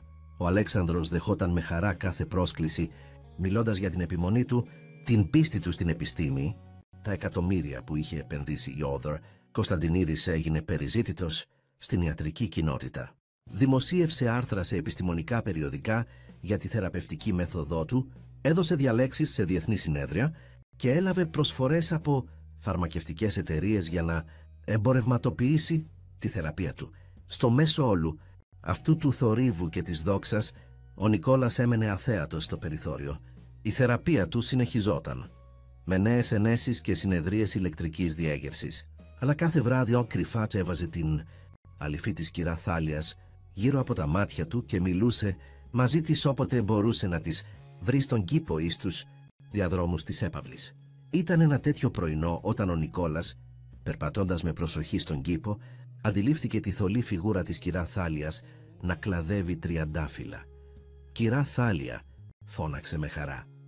Η ηλικιωμένη γυναίκα στράφηκε προς το μέρος του, το πρόσωπό της να φωτίζεται με ένα χαμόγελο. «Νικόλα μου, κοίτα πόσο καλά περπατάς τώρα, σχεδόν δεν χρειάζεσαι το μπαστούνι σου». Ήταν αλήθεια. Ο Νικόλας περπατούσε με μεγαλύτερη αυτοπεποίθηση, χρησιμοποιώντας το μπαστούνι του πιο πολύ ως υποστήριξη παρά ως οδηγό. Τα θολά σχήματα που έβλεπε τώρα τον βοηθούσαν να προσανατολιστεί. «Η αληφή σου βοηθάει πολύ», είπε χαμηλόφωνα, κοιτάζοντας γύρω του για να βεβαιωθεί ότι κανείς δεν άκουγε. «Κάθε πρωί που ξυπνάω βλέπω λίγο καλύτερα». Η κυρά Θάλια έγνεψε καταφατικά. «Είναι η πίστη σου που βοηθάει, Νικόλα, η πίστη και η θέληση. Η αληφή απλώς ξυπνά αυτό που είναι ήδη μέσα σου». Ο Νικόλας κάθισε στο παγκάκι δίπλα της. «Κυρά Θάλια, υπάρχει κάτι που θέλω να σε ρωτήσω». «Τι είναι, παιδί μου?» «Ο πατέρας μου και οι γιατροί λένε ότι η όρασή μου βελτιώνεται λόγω της θεραπείας. Αλλά εγώ ξέρω ότι είναι και η αληφή σου. Όμως δεν ξέρω τι είναι το σωστό. Πρέπει να πω στον πατέρα μου για σένα». Η κυρά Θάλια έμεινε σιωπηλή για μια στιγμή, κοιτάζοντας τα τριαντάφυλλα στα χέρια της. «Η αλήθεια είναι πάντα σημαντική, Νικόλα, αλλά μερικές φορές οι άνθρωποι δεν είναι έτοιμοι να την ακούσουν. Ο πατέρας σου είναι ένας άνθρωπος με μεγάλη περηφάνεια, έχει επενδύσει όχι μόνο τα χρήματά του, αλλά και την καρδιά του σε αυτές τις θεραπείες. Αλλά δεν είναι σωστό να μην ξέρει την αλήθεια», επέμεινε ο Νικόλας. «Η αλήθεια έχει πολλές όψεις, παιδί μου», είπε η κυρά Θάλια. «Ίσως η θεραπεία να βοηθά πραγματικά. Ίσως η αληφή να βοηθά επίσης. Ίσως να είναι ο συνδυασμός των δύο. Ή ίσως να είναι κάτι βαθύτερο. Η πίστη σου, η ελπίδα σου, η νέα σου κατανόηση του κόσμου μέσα από τις αισθήσεις σου». Πριν ο Νικόλας προλάβει να απαντήσει, η φωνή του Αλέξανδρου ακούστηκε από το μονοπάτι του κήπου. «Νικόλα, εδώ είσαι, οδόφταρα. Κωνσταντινίδης έχει έρθει για την εξέταση». Η κυρά Θάλια σηκώθηκε γρήγορα και απομακρύνθηκε προς τα παρτέρια. Ο Νικόλας γύρισε προς τη φωνή του πατέρα του, βλέποντάς τον για πρώτη φορά, όχι καθαρά αλλά ως μια ψηλή, επιβλητική φιγούρα που πλησίαζε. «Πατέρα, μπορώ να σε δω», είπε με ενθουσιασμό. Ο Αλέξανδρος σταμάτησε στη θέση του. «Αλήθεια, πόσο καθαρά. Είσαι ακόμα θολός, αλλά μπορώ να δω το σχήμα σου, το ύψος σου, Ο Αλέξανδρος έτρεξε κοντά του και τον αγκάλιασε. «Αυτό είναι εκπληκτικό, Νικόλα. Πρέπει να το πούμε αμέσως στον Δέρ. Κωνσταντινίδη!» Καθώς ο Αλέξανδρος οδηγούσε τον Νικόλα πίσω στο σπίτι, πρόσεξε την κυρά Θάλια που εργαζόταν διακριτικά στα παρτέρια. «Α, κυρία Καζαντζάκη», είπε ψυχρά, «ελπίζω να μην ενοχλούσατε τον γιο μου». «Όχι, κύριε Μαυρίδη», απάντησε ευγενικά η κυρά Θάλια. «Απλώς τον χαιρέτησα καθώς περνούσε». Ο Αλέξανδρος έγνεψε με καχυποψία και συνέχισε το δρόμο του. Ο Νικόλας γύρισε και κοίταξε πίσω του, βλέποντας τη θολή φιγούρα της κυρά Θάλιας να στέκεται ακίνητη, παρακολουθώντας τους να απομακρύνονται. Στο εργαστήριο ο Δρέμπετσα, Κωνσταντινίδης ήταν ενθουσιασμένος με την πρόοδο του Νικόλα. «Αυτό είναι αξιοσημείωτο», είπε εξετάζοντας τα μάτια του παιδιού. «Η αναγέννηση του οπτικού νεύρου προχωράει ταχύτερα από κάθε πρόβλεψη». Ο Αλέξανδρος έλαμψε με υπερηφάνεια. «Και τι είναι το επόμενο βήμα, γιατρέ?» «Θα αυξήσουμε τη δόση των αυξητικών παραγόντων», είπε ο γιατρός. «Αν συνεχίσουμε με αυτό το ρυθμό, ο Νικόλας μπορεί να αποκτήσει λειτουργική όραση μέσα σε λίγους μήνες πίσω». «Λειτουργική όραση», επανέλαβε ο Αλέξανδρος. «Τι σημαίνει αυτό ακριβώς?» «Αρκετή όραση για να διαβάζει με μεγέθυνση, να αναγνωρίζει πρόσωπα από κοντά, να κινείται χωρίς βοήθεια. Όχι τέλεια όραση, αλλά πολύ καλύτερη από την τύφλωση». Για τον Αλέξανδρο αυτό ήταν μια επιβεβαίωση όλων των προσπαθειών του. «Το ακούς αυτό, Νικόλα? Σύντομα θα μπορείς να διαβάζεις, να βλέπεις τα πρόσωπά μας». Ο Νικόλας χαμογέλασε, μοιραζόμενος τη χαρά του πατέρα του, αλλά μέσα του αναρωτιόταν πόσο απ' όλα αυτά οφειλόταν στην επιστήμη του Κωνσταντινίδη και πόσο στην παλιά σοφία της Κυραθάλιας. Μετά την εξέταση, ο Αλέξανδρος είχε μια ιδέα. «Νικόλα, σκέφτηκα ότι θα ήταν ωραίο να κάνουμε μια μικρή γιορτή απόψε. Θα καλέσουμε μερικούς φίλους για να γιορτάσουμε την πρόοδό σου». «Εντάξει, πατέρα», είπε ο Νικόλας, αν και προτιμούσε κάτι πιο ήσυχο. Οι κοινωνικές συγκεντρώσεις τον κούραζαν. Με όλους να τον κοιτάζουν και να τον ρωτούν για την όρασή του, σαν να ήταν κάποιο είδος αξιοθέατου. «Θα είναι υπέροχα», συνέχισε ο Αλέξανδρος, μη προσέχοντας τη διστακτικότητα του γιού του. «Θα καλέσουμε και μερικούς δημοσιογράφους. Είναι σημαντικό να μοιραστούμε αυτή την ιστορία με τον κόσμο. Θα δώσουμε ελπίδα σε άλλα παιδιά με παρόμοια προβλήματα». Ο Νικόλας αναστέναξε ελαφρά. Άλλη μια επίδειξη για τα μέσα ενημέρωσης. Εκείνο το απόγευμα η έπαυλη γέμισε με προετοιμασίες για τη βραδινή εκδήλωση. Σερβιτόροι σε λευκά γάντια, σεφ που ετοίμαζαν εκλεκτά πιάτα, διακοσμητές που στόλιζαν τους χώρους υποδοχής με λουλούδια και φώτα. Ο Νικόλας περιπλανιόταν στους διαδρόμους, δοκιμάζοντας την αναπτυσσόμενη όρασή του. Κάθε μέρα τα πράγματα γίνονταν λίγο πιο καθαρά. Τα χρώματα άρχισαν να εμφανίζονται, όχι όπως τα είχε φανταστεί με την καθοδήγηση της κυρά Θάλιας, αλλά ακόμα πιο εκπληκτικά στην πραγματικότητά τους. Καθώς περνούσε έξω από την κουζίνα, άκουσε μια φωνή που του ήταν γνώριμη. Η κυρά Θάλια μιλούσε με κάποιον από το προσωπικό. Και μετά βάζετε λίγο δεντρολίβανο και φρέσκο θυμάρι. Έλεγε, «Έτσι το φτιάχνουμε στο χωριό μου». Ο Νικόλας μπήκε στην κουζίνα. «Καν σύμπτεται μης κυρά Θάλια». Η ηλικιωμένη γυναίκα στράφηκε προς το μέρος του. «Νικόλα μου, πώς είσαι, παιδί μου?» «Πώς τι κάνεις εδώ?» ρώτησε με περιέργεια. «Α, η Μαρία, η σεφ, με ρώτησε για μια παραδοσιακή κριτική συνταγή», εξήγησε η κυρά Θάλια, «για το αρνί με μέλι και θυμάρι που θα σερβίρουν απόψε». Ο Νικόλας χαμογέλασε. «Θα είσαι στη γιορτή». Η κυρά Θάλια κούνησε το κεφάλι της. «Όχι, παιδί μου, δεν είναι η θέση μου εκεί. Εγώ ανήκω στην κουζίνα και στον κήπο». «Αλλά θα ήθελα να είσαι εκεί», είπε ο Νικόλας. «Είσαι σημαντική για μένα». Η κυρά Θάλια άγγιξε το χέρι του. «Είμαι πάντα εδώ για σένα, Νικόλα. Αλλά σήμερα είναι η γιορτή του πατέρα σου. Είναι η στιγμή του να λάμψει». Ο Νικόλας κατένευσε με κατανόηση, αλλά μέσα του ένιωθε άδικο το γεγονός ότι η κυρά Θάλια παρέμενε στη σκιά, ενώ είχε συμβάλει τόσο πολύ στην πρόοδό του. Το βράδυ, η μεγάλη τραπεζαρία της έπαυλης γέμισε με επισκέπτες. Επιχειρηματίες συνεργάτες του Αλέξανδρου, διασημότητες, πολιτικοί, γιατροί και φυσικά δημοσιογράφοι με φωτογράφους. Όλοι ήρθαν για να δουν το θαύμα, το τυφλό αγόρι που άρχιζε να βλέπει. Ο Νικόλας στεκόταν δίπλα στον πατέρα του, ντυμένος με ένα κομψό κοστούμι. Η νέα του όραση του επέτρεπε να δει τα πρόσωπα των ανθρώπων γύρω του, θολά ακόμα, αλλά αναγνωρίσιμα. «Κυρίες και κύριοι», ανακοίνωσε ο Αλέξανδρος, σηκώνοντας ένα ποτήρι σαμπάνιας. «Σας ευχαριστώ όλους που ήρθατε να μοιραστείτε αυτή την ευτυχισμένη στιγμή μαζί μας. Πριν από μερικούς μήνες, ο γιος μου Νικόλας δεν μπορούσε να δει τίποτα. Απόλυτο σκοτάδι από τη γέννησή του. Σήμερα, χάρη στις προσπάθειες του εξαιρετικού επιστήμονα, του δροπεοιστά Κωνσταντινίδη και στις επενδύσεις μας στην έρευνα, ο Νικόλας μπορεί να δει σχήματα, κινήσεις και σύντομα θα μπορεί να διαβάζει και να αναγνωρίζει πρόσωπα». Οι καλεσμένοι ξέσπασαν σε χειροκροτήματα και επεφημίες. Ο Αλέξανδρος ακτινοβολούσε με περηφάνεια, δείχνοντας το γιο του σαν το μεγαλύτερο επίτευγμά του. «Νικόλα», είπε ένας δημοσιογράφος, «μπορείς να μας πεις τι βλέπεις τώρα? Μπορείς να με δεις?» Ο Νικόλας στράφηκε προς τη φωνή. «Βλέπω το περίγραμμά σας», είπε. «Όχι καθαρά, αλλά μπορώ να δω ότι φοράτε κάτι σκούρο και έχετε κοντά μαλλιά». Ένα μουρμουριτό θαυμασμού ακούστηκε στην αίθουσα. Ο άνδρας πράγματι φορούσε ένα σκούρο μπλε κοστούμι και είχε κοντό μαύρο μαλλί. «Και εμένα, Νικόλα?» ρώτησε μια γυναίκα με κόκκινο φόρεμα. Ο Νικόλας στράφηκε προς το μέρος της. «Εσείς φοράτε κάτι φωτεινό». «Κόκκινο, νομίζω». Η γυναίκα έμεινε με το στόμα ανοιχτό από έκπληξη. «Ναι, είναι κόκκινο». Ο Αλέξανδρος έλαμψε από υπερηφάνεια. «Βλέπετε, αρχίζει να διακρίνει ακόμα και χρώματα. Αυτό είναι αξιοσημείωτο». «Πάιξ», πρόσθεσε ο Κωνσταντινίδης.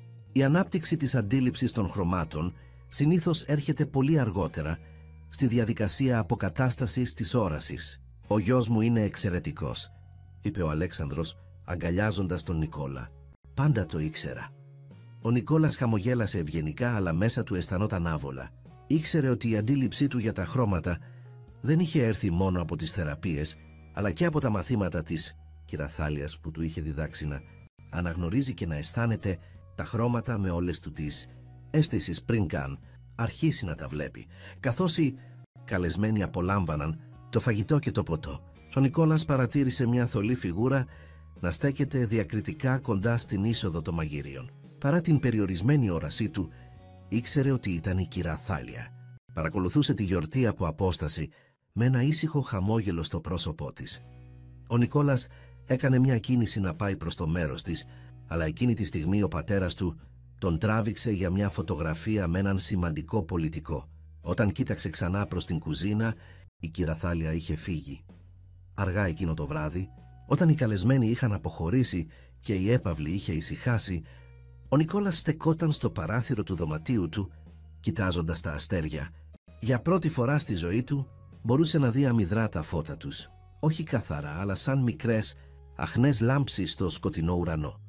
Ένα απαλό χτύπημα στην πόρτα τον έκανε να γυρίσει. Ήταν η Μαρίνα.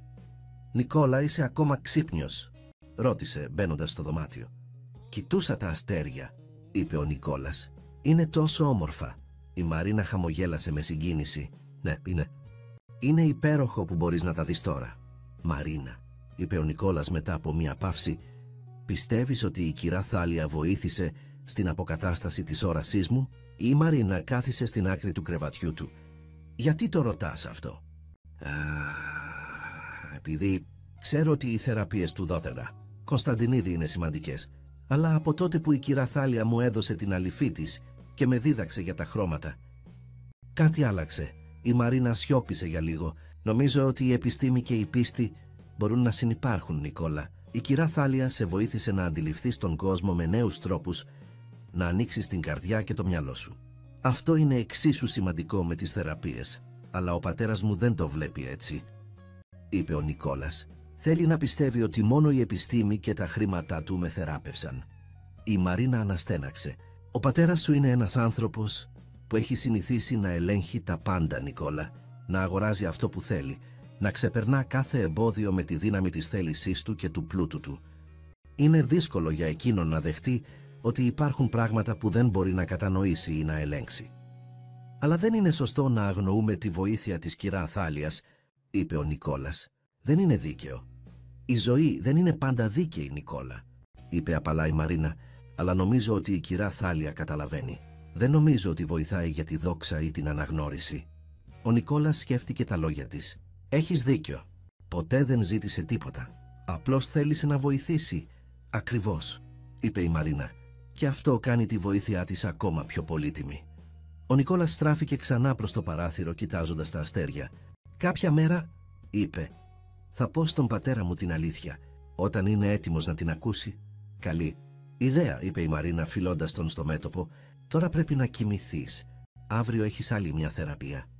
Αφού η Μαρίνα έφυγε, ο Νικόλας πήρε το βαζάκι με την αλουηφή της κυρά Θάλιας από το κρυφό του μέρος κάτω από το κρεβάτι. Άπλωσε λίγη γύρω από τα μάτια του, αισθανόμενος την απαλή ζεστή αίσθηση που άφηνε στο δέρμα του. Το άρωμα των βοτάνων τον τύλιξε, ηρεμώντας το μυαλό του. Εκείνη τη νύχτα ονειρεύτηκε ότι βρισκόταν σε ένα ψηλό βουνό της Κρήτης. Ο ήλιος έλαμπε, ο ουρανός ήταν γαλάζιος και τα χρώματα των λουλουδιών και των βοτάνων ήταν έντονα και ζωντανά. Στο όνειρό του έβλεπε τα πάντα με απόλυτη καθαρότητα, κάθε λεπτομέρεια, κάθε σκιά, κάθε απόχρωση. Η κυρά Θάλια στεκόταν δίπλα του, δείχνοντάς του τα βότανα που χρησιμοποιούσε στην αληφή της. «Βλέπεις, Νικόλα», του έλεγε στο όνειρο, «η αληθινή όραση έρχεται όταν είσαι έτοιμος να δεις με την καρδιά σου, όχι μόνο με τα μάτια σου». Το επόμενο πρωί ο Νικόλας ξύπνησε με μια αίσθηση γαλήνης και αποφασιστικότητας. Η όρασή του ήταν ακόμα πιο καθαρή και για πρώτη φορά μπορούσε να διακρίνει τα πρόσωπα των ανθρώπων γύρω του, όχι μόνο ως θολές σιλουέτες, αλλά με κάποιες λεπτομέρειες. Ήταν μια συναρπαστική ανακάλυψη, αλλά ο Νικόλας αποφάσισε να μην το αποκαλύψει ακόμα. Ήθελε πρώτα να μιλήσει με την κυρά Θάλια, να της πει για το όνειρό του, να την ευχαριστήσει για όλα όσα είχε κάνει. Μετά το πρωινό, ζήτησε από τη Μαρίνα να τον πάει στον κήπο. «Θέλω να αισθανθώ τον ήλιο», είπε. «Και τώρα μπορώ να δω τα λουλούδια, έστω και θολά». Η Μαρίνα συμφώνησε και σύντομα βρίσκονταν έξω, περπατώντας στα μονοπάτια ανάμεσα στα παρτέρια με τα λουλούδια. Ο Νικόλας έψαχνε με το βλέμμα του για την κυρά Θάλια, ελπίζοντας να τη βρει στα τριαντάφυλλα που φρόντιζε συχνά. Αλλά αντί για αυτό, είδε τον πατέρα του να μιλάει έντονα, με την επικεφαλής του προσωπικού κοντά στο θερμοκήπιο. Παρά την περιορισμένη όρασή του, ο Νικόλας μπορούσε να διακρίνει ότι ο Αλέξανδρος ήταν εξοργισμένος, το πρόσωπό του κόκκινο, τα χέρια του να κινούνται με έμφαση. «Τι συμβαίνει?» ρώτησε τη Μαρίνα. Η Μαρίνα κοίταξε προς το θερμοκήπιο και δίστασε. Δεν είμαι σίγουρη», θα είπε, αλλά η φωνή της ακουγόταν ανήσυχη. Ο Νικόλας άρχισε να βαδίζει προς το μέρος τους, με τη Μαρίνα να τον ακολουθεί διστακτικά. Καθώς πλησίαζαν, οι φωνές έγιναν πιο καθαρές. «Απολύτως απαράδεκτο», φώναζε ο Αλέξανδρος. «Λαϊκές προλήψεις και βότανα. Στο γιο μου, ποιος της έδωσε το δικαίωμα?» «Κύριε Μαυρίδη, σας διαβεβαιώνω ότι δεν γνώριζα», προσπαθούσε να εξηγήσει η επικεφαλής του προσωπικού. «Πατέρα», είπε ο Νικόλας φτάνοντας κοντά τους. «Τι συμβαίνει?» Ο Αλέξανδρος στράφηκε απότομα, το πρόσωπό του ακόμα κόκκινο από θυμό. «Νικόλα!» «Τι κάνεις εδώ?» «Ήθελα να δω τον κήπο», είπε ο Νικόλας. «Τι συμβαίνει, πατέρα, γιατί φωνάζεις?» Ο Αλέξανδρος πήρε μια βαθιά ανάσα, προσπαθώντας να ηρεμήσει. «Τίποτα σημαντικό, Νικόλα, απλώς ένα θέμα με το προσωπικό». Αλλά ο Νικόλας είχε ακούσει αρκετά. «Είναι για την κυρά Θάλια, έτσι δεν είναι?» Η έκπληξη στο πρόσωπο του Αλέξανδρου ήταν ορατή ακόμα και με την περιορισμένη όραση του Νικόλα. «Τι ξέρεις για την κυρία Καζαντζάκη?» ρώτησε με ύποπτο τόνο. Ο Νικόλας στεκόταν ακίνητος, αισθανόμενος ότι είχε φτάσει μια κρίσιμη στιγμή. «Λίλερουσερ, ξέρω ότι με βοηθάει», είπε σταθερά. «Με διδάσκει για τα χρώματα, για τον κόσμο και...» δίστασε. «Και...» πίεσε ο Αλέξανδρος. «Και μου έδωσε μια αληφή για τα μάτια μου», παραδέχτηκε ο Νικόλας. «Τη χρησιμοποιώ κάθε βράδυ. Με βοηθάει να βλέπω καλύτερα». Ο Αλέξανδρος έμεινε άφωνος για μια στιγμή και μετά εξεράγει. «Τι, άφησες αυτή την αγρότισσα να βάλει κάποιο άγνωστο παρασκεύασμα στα μάτια σου? Μετά από όλα όσα έχουν κάνει οι γιατροί, μετά από όλα τα χρήματα που έχω ξοδέψει, πατέρα με βοήθησε», επέμεινε ο Νικόλας. «Η αληφή της λειτουργεί». «Αυτό είναι γελίο», φώναξε ο Αλέξανδρος. «Είναι οι ιατρικές θεραπείες που λειτουργούν, όχι κάποια μαγικά βότανα από μια αμόρφωτη καθαρίστρια». «Δεν είναι αμόρφωτη», αντιτάχθηκε ο Νικόλας, η φωνή του να τρέμει από συγκίνηση. «Είναι σοφή και καλόκαρδη και γνωρίζει πράγματα που οι γιατροί σου δεν γνωρίζουν». Ο Αλέξανδρος κοίταξε τον γιο του με έκπληξη. Ποτέ πριν ο Νικόλας δεν του είχε μιλήσει με τέτοια ένταση. «Πού είναι τώρα?» απέτησε να μάθει ο Αλέξανδρος, στρεφόμενος στην επικεφαλής του προσωπικού. «Κύριε Μαυρίδη, την απέλυσα όπως μου ζητήσατε», είπε η γυναίκα, αποφεύγοντας να κοιτάξει τον Νικόλα. «Έφυγε πριν από μισή ώρα». «Την απέλυσες», ψιθύρισε ο Νικόλας, με δάκρυα να αρχίζουν να κυλούν στα μάγουλά του. «Πατέρα, πώς μπόρεσες?» «Ήταν για το καλό σου, Νικόλα», είπε ο Αλέξανδρος, προσπαθώντας να ακουστεί λογικός. «Δεν μπορούμε να έχουμε κάποιον να παρεμβαίνει στις ιατρικές σου θεραπείες. Είναι επικίνδυνο». «Είναι η μόνη που με καταλαβαίνει πραγματικά», φώναξε ο Νικόλας. «Είναι η μόνη που με είδε ως κάτι περισσότερο από ένα πρόβλημα που πρέπει να διορθωθεί». Ο Αλέξανδρος έμεινε ακίνητος, σοκαρισμένος από τα λόγια του γιού του. «Πρέπει να τη βρω», είπε ο Νικόλας γυρίζοντας απότομα. «Πρέπει να της μιλήσω».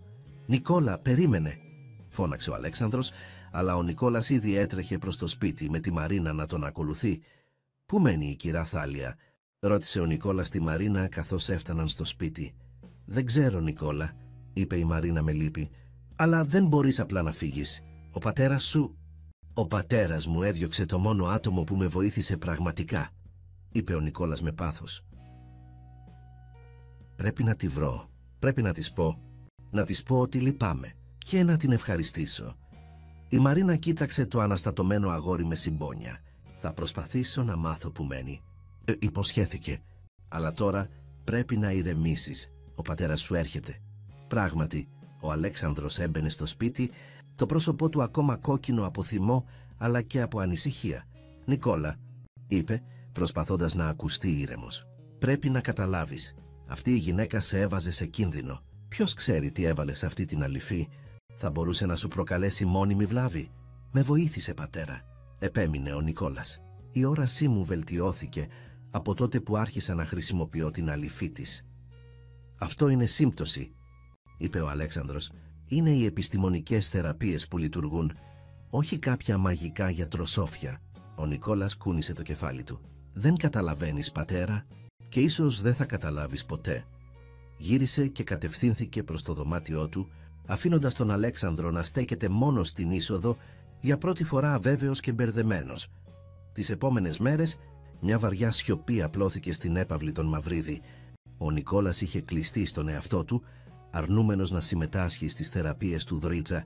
«Κωνσταντινίδη!» Ο Αλέξανδρος, διχασμένος ανάμεσα στον θυμό και την ανησυχία, προσπαθούσε να πείσει τον γιο του να συνεχίσει, αλλά ο Νικόλας παρέμενε ανένδοτος. «Δεν θα κάνω άλλες θεραπείες μέχρι να φέρεις πίσω την κυρά Θάλια», επέμενε. Ακόμα χειρότερα, η όραση του Νικόλα, που είχε βελτιωθεί τόσο θεαματικά, άρχισε να επιδεινώνεται. Οι εικόνες έγιναν πιο θολές, τα χρώματα λιγότερο ευδιάκριτα και το αγόρι άρχισε να σκοντάφτει ξανά στα έπιπλα, όπως τις μέρες της πλήρους τύφλωσής του. Ο Δόθχα Κωνσταντινίδης ήταν ανήσυχος. «Κάνεις πεφίου μαθήνες σας?» «Ρεκιούτσι, κύριε Μαυρίδη», είπε μετά από μια αποτυχημένη προσπάθεια να εξετάσει τον Νικόλα. «Η κατάσταση είναι ανησυχητική. Χωρίς συνεχή θεραπεία τα ωφέλη που πετύχαμε μπορεί να χαθούν». «Το ξέρω», είπε ο Αλέξανδρος, περπατώντας νευρικά στο γραφείο του. «Αλλά πώς να τον πείσω? Είναι τόσο ξεροκέφαλος σαν εμένα». Ο γιατρός δίστασε. «Ίσως θα έπρεπε να εξετάσουμε την αληφή που του έδινε η καθαρίστρια». Ο Αλέξανδρος στράφηκε απότομα. «Τι εννοείτε?» «Υπάρχει η πιθανότητα, όσο απίθανο κι αν φαίνεται, ότι αυτή η αληφή περιείχε κάποια ουσία που βοηθούσε πραγματικά. Πολλά σύγχρονα φάρμακα προέρχονται από παραδοσιακά γιατροσόφια. Θα μπορούσαμε τουλάχιστον να την αναλύσουμε». Ο Αλέξανδρος φαινόταν αναποφάσιστος. Η ιδέα ότι μια απλή καθαρίστρια από ένα χωριό της Κρήτης θα μπορούσε να πετύχει κάτι που οι καλύτεροι γιατροί στον κόσμο δεν μπορούσαν, προσέβαλε την υπερηφάνειά του. Αλλά η κατάσταση του γιού του επιδεινωνόταν. «Εντάξει», είπε τελικά, «αλλά πού θα βρούμε την αληφή?» «Την έδιωξα. Ίσως ο Νικόλας έχει ακόμα λίγη», πρότεινε ο γιατρός. Ο Αλέξανδρος έγνεψε καταφατικά και κατευθύνθηκε προς το δωμάτιο του γιού του. Βρήκε τον Νικόλα καθισμένο στο παράθυρο με το βλέμμα του χαμένο στον κήπο. «Νικόλα», είπε με όσο πιο ήπια φωνή μπορούσε, «ο Δωρηκλάσα Κωνσταντινίδης θα ήθελε να εξετάσει την αληφή που σου έδινε η κυρία Καζαντζάκη». Νικόλας στράφηκε προς τον πατέρα του, τα μάτια του γεμάτα δάκρυα. «Τελείωσε», τα είπε.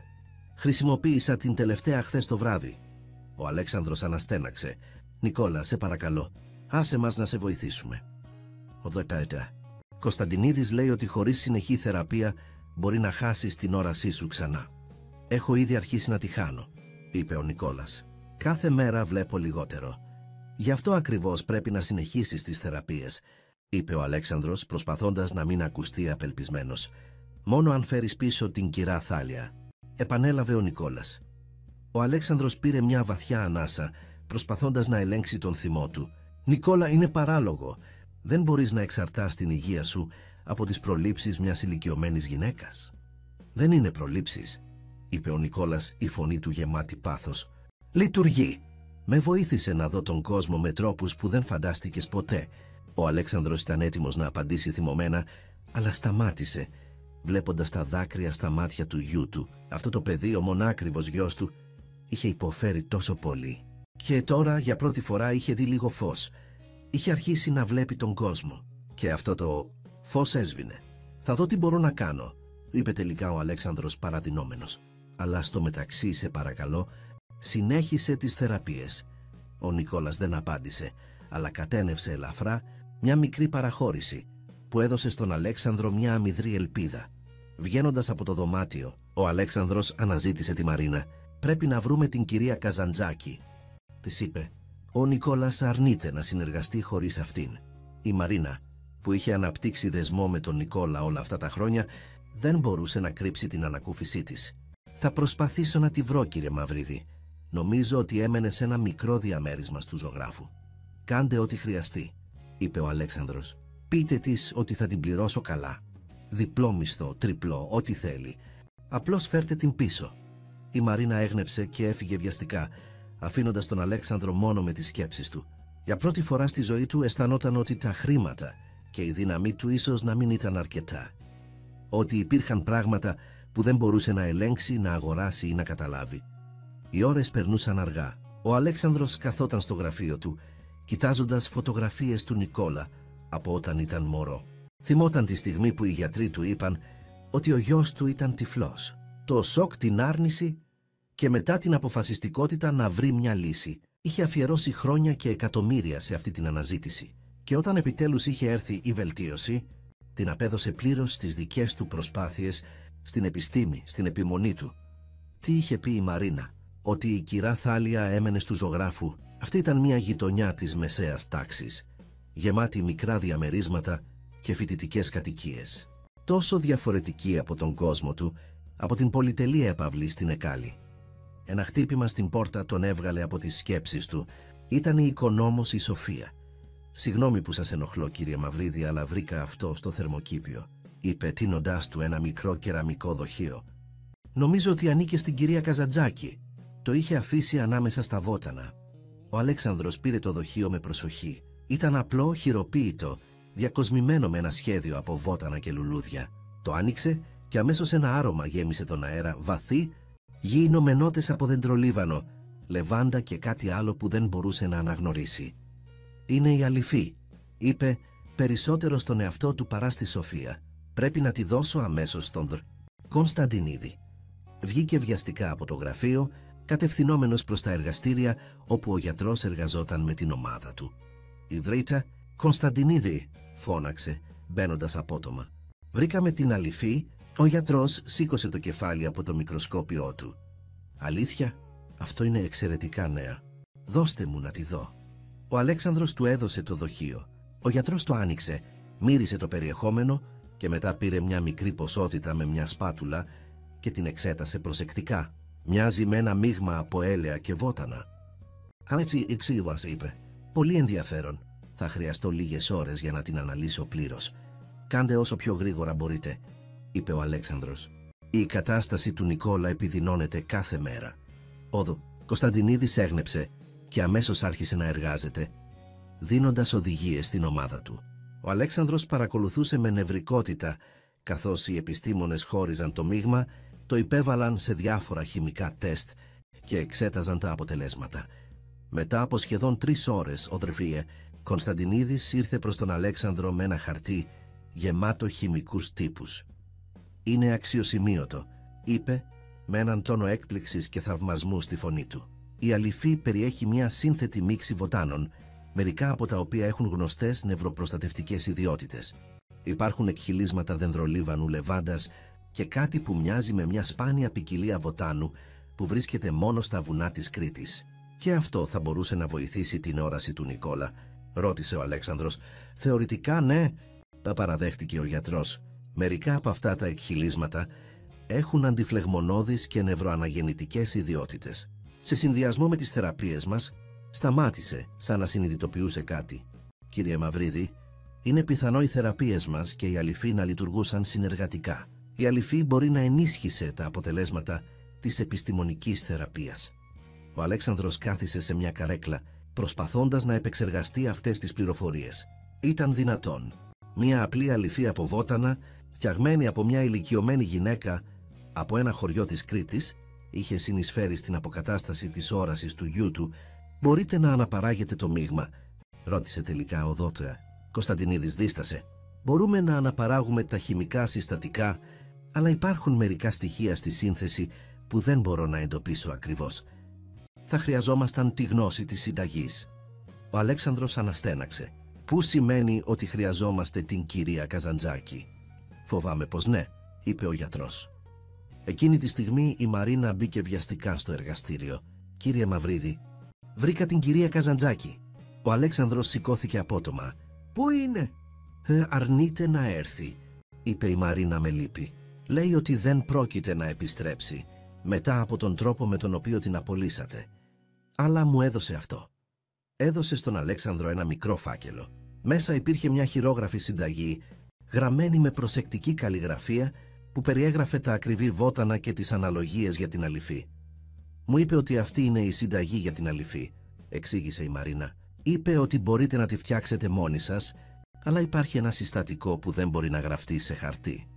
«Τι εννοεί?» απέτησε να μάθει ο Αλέξανδρος. Η Μαρίνα κοίταξε κάτω.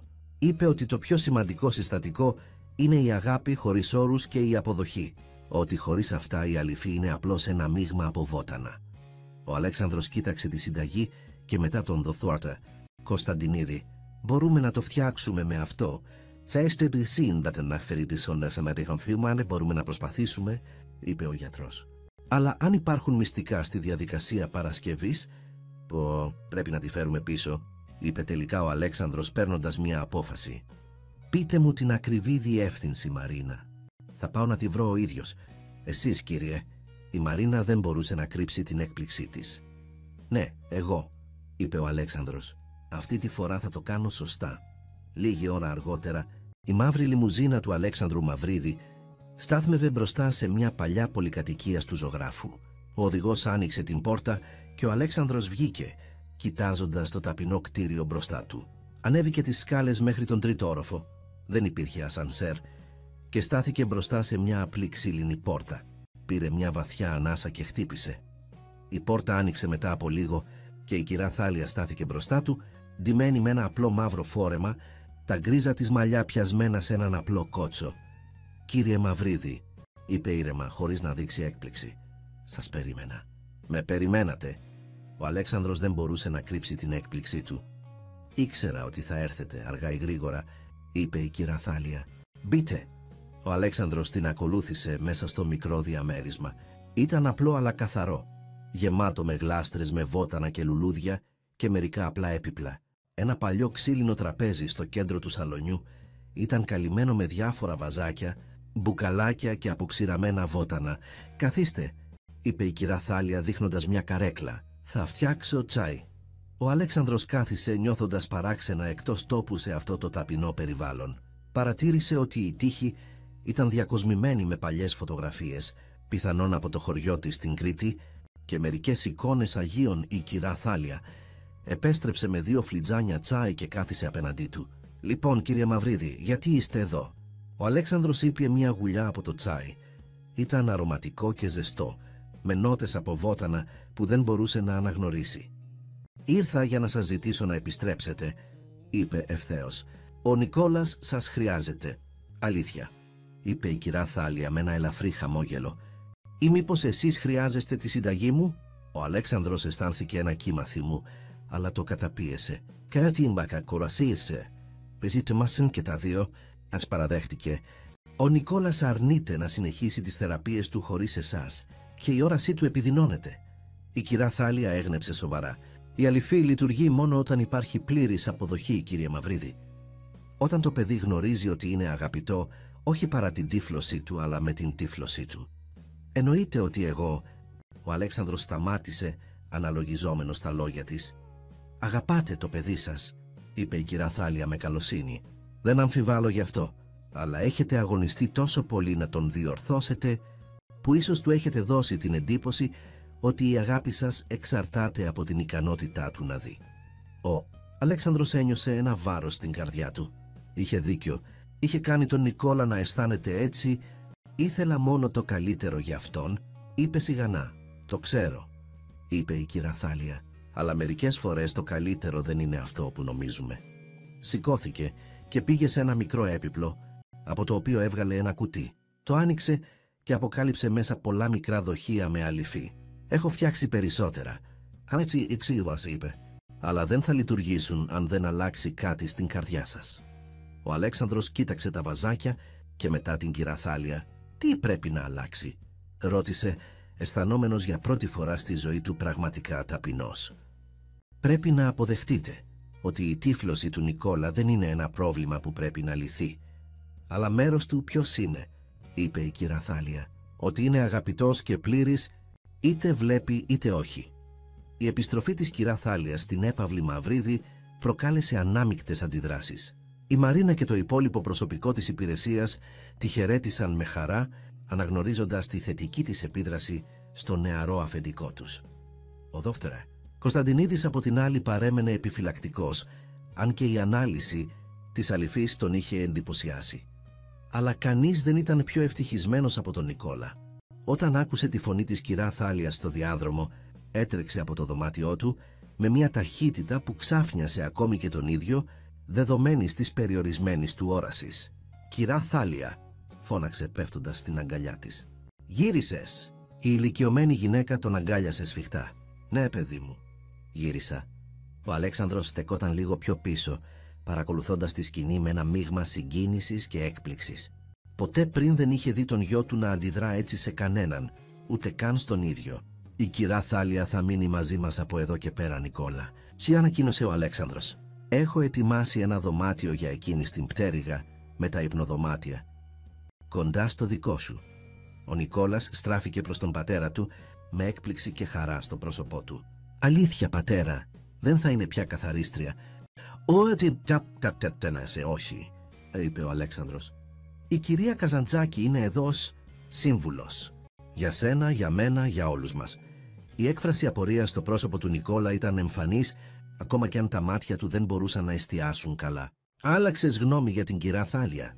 Ο Αλέξανδρος πλησίασε και έβαλε το χέρι του στον ώμο του γιού του. «Ναι, Νικόλα, έχω μάθει πολλά τις τελευταίες ημέρες και ένα από αυτά είναι ότι υπάρχουν διαφορετικά είδη γνώσης και σοφίας στον κόσμο». «Κυρά Θάλια», χαμογέλασε με ζεστασιά. «Και τώρα», είπε, «πρέπει να ξεκινήσουμε τη δουλειά. Η όρασή σου έχει υποχωρήσει, έτσι δεν είναι, Νικόλα?» «Ναι», παραδέχτηκε ο Νικόλας. «Δεν βλέπω πια καθαρά, όλα είναι θολά και σκοτεινά». «Θα το φτιάξουμε αυτό», είπε με σιγουριά η κυρά Θάλια, «αλλά θα χρειαστώ κάποια βότανα από τον κήπο και θα ήθελα να τα μαζέψουμε μαζί». Καθώς η κυρά Θάλια και ο Νικόλας πήγαιναν προς τον κήπο, ο Αλέξανδρος τους ακολούθησε σε απόσταση. Παρατηρούσε πως η ηλικιωμένη γυναίκα έδειχνε διάφορα φυτά στον Νικόλα, βάζοντάς τον να τα αγγίζει και να τα μυρίζει, εξηγώντας του τις ιδιότητές τους. «Αυτό είναι δεντρολίβανο», έλεγε, καθώς έκοβε μερικά κλαδιά. «Μπορείς να το νιώσεις. Σκληρό αλλά εύκαμπτο, σαν το πνεύμα μας.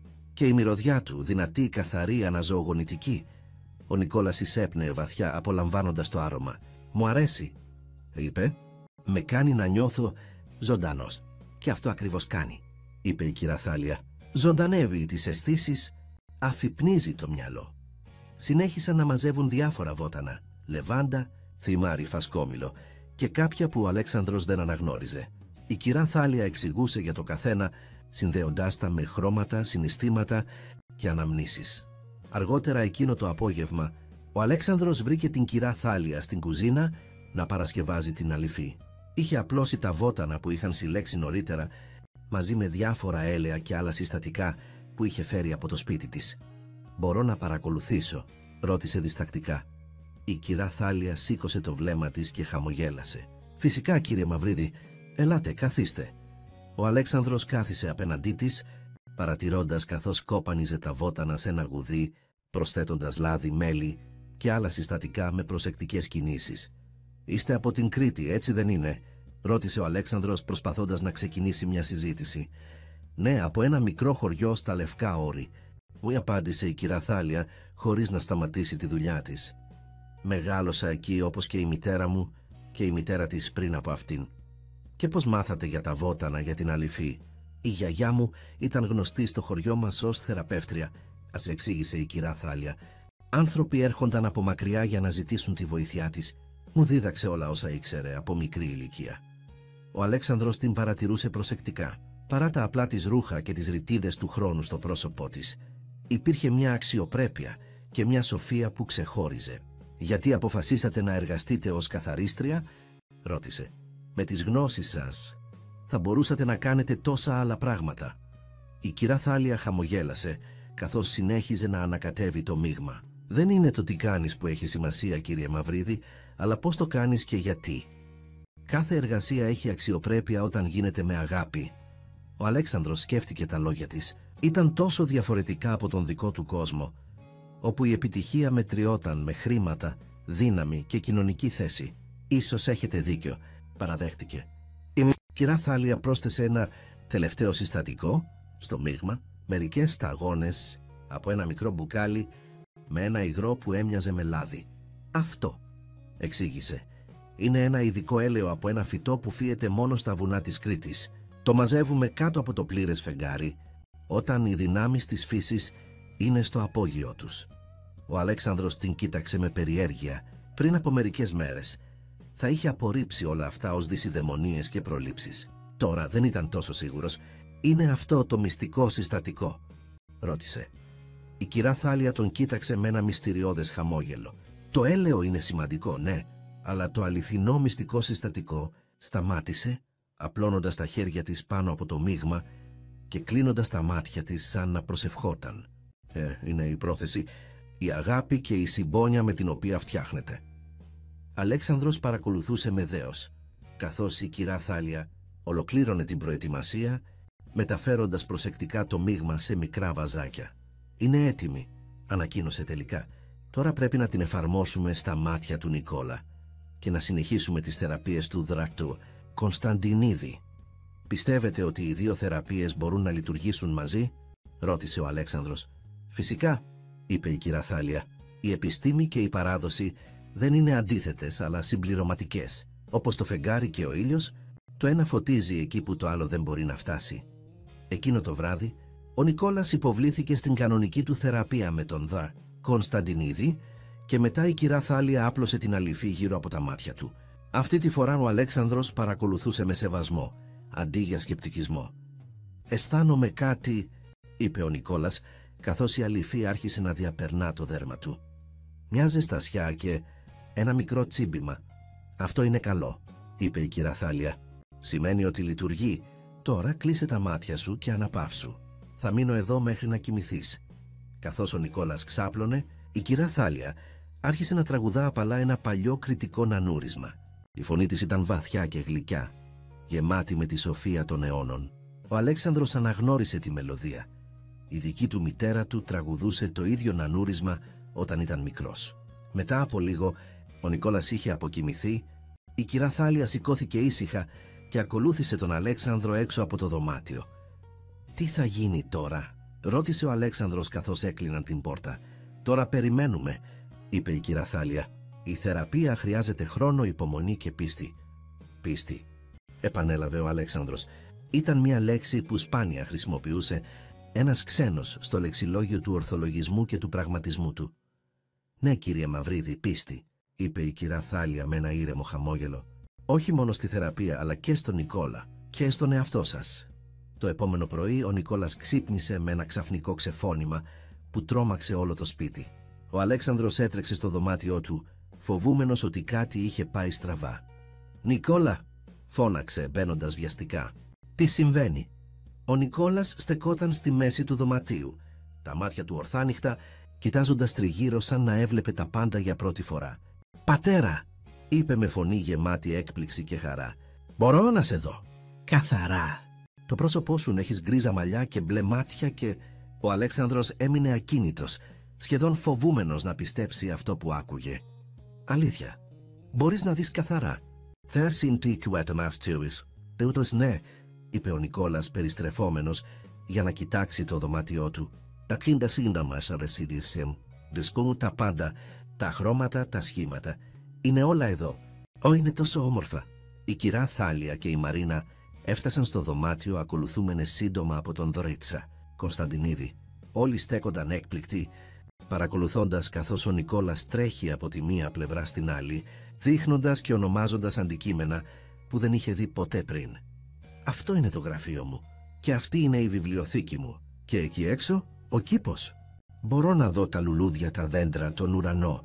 Ο Αλέξανδρος κοίταξε την κυρά Θάλια με ευγνωμοσύνη και δέος. Η ηλικιωμένη γυναίκα χαμογελούσε ήσυχα, τα μάτια της υγρά από συγκίνηση. «Πώς?» ρώτησε ο Αλέξανδρος, η φωνή του να τρέμει. «Πώς είναι δυνατόν?» «Φέρασι μου τέτοια. Είναι ο συνδυασμός». «Να στην μότιου», είπε ο Δάκα Κωνσταντινίδης, που είχε αρχίσει να εξετάζει τον ενθουσιασμένο Νικόλα. «Οι θεραπείες μου έθεσαν τις βάσεις για την αναγέννηση του νευρικού ιστού και η αληφή της κυρίας Καζαντζάκη περιέχει συστατικά που ενίσχυσαν τη διαδικασία». Αλλά αυτή η ξαφνική πλήρης ανάκτηση κούνησε το κεφάλι του με απορία. «Είναι πέρα από την επιστημονική εξήγηση». Η κυρά Θάλια πλησίασε τον Νικόλα και άγγιξε απαλά το πρόσωπό του. «Με βλέπεις τώρα, παιδί μου?» ρώτησε. Ο Νικόλας την κοίταξε προσεκτικά, παρατηρώντας το ρητιδωμένο της πρόσωπο, τα γκρίζα της μαλλιά, τα καλοσυνάτα της μάτια. «Σε βλέπω, κυρά Θάλια», είπε με χαμόγελο. «Είσαι ακριβώς όπως σε είδα στο όνειρό μου». Η κυρά Θάλια χαμογέλασε. «Τα όνειρα έχουν δύναμη, Νικόλα. Μερικές φορές μας δείχνουν αυτό που τα μάτια μας δεν μπορούν να δουν». Ο Αλέξανδρος πλησίασε και αγκάλιασε τον γιο του. «Νικόλα, αγόρι μου», είπε με φωνή γεμάτη συγκίνηση, «είμαι τόσο χαρούμενος για σένα». Ο Νικόλας τον κοίταξε με τα πλέον λειτουργικά μάτια του, παρατηρώντας για πρώτη φορά το πρόσωπο του πατέρα του. «Μοιάζουμε», είπε με έκπληξη. «Έχουμε τα ίδια μάτια». «Ναι», είπε ο Αλέξανδρος, τα δάκρυα να κυλούν πλέον ελεύθερα. «Έχεις τα μάτια μου». Και της μητέρας σου το χαμόγελο.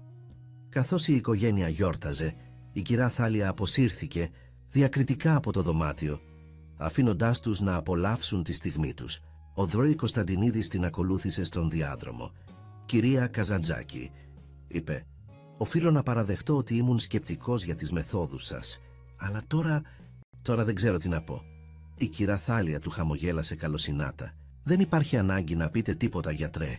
Η επιστήμη σας και η παράδοσή μου λειτουργήσαν μαζί για το καλό του παιδιού. Αυτό είναι όλο που έχει σημασία». «Θα θέλατε να μου δείξετε περισσότερα για τα βότανά σας?»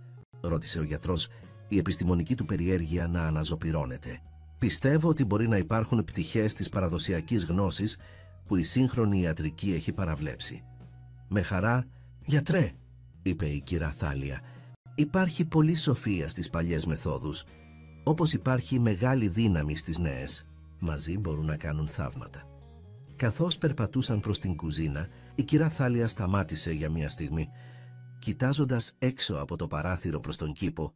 Εκεί ο Νικόλας είχε βγει τρέχοντας, με τον πατέρα του να τον ακολουθεί, γελώντας και οι δύο, καθώς ο Νικόλας έδειχνε με ενθουσιασμό όλα όσα έβλεπε για πρώτη φορά.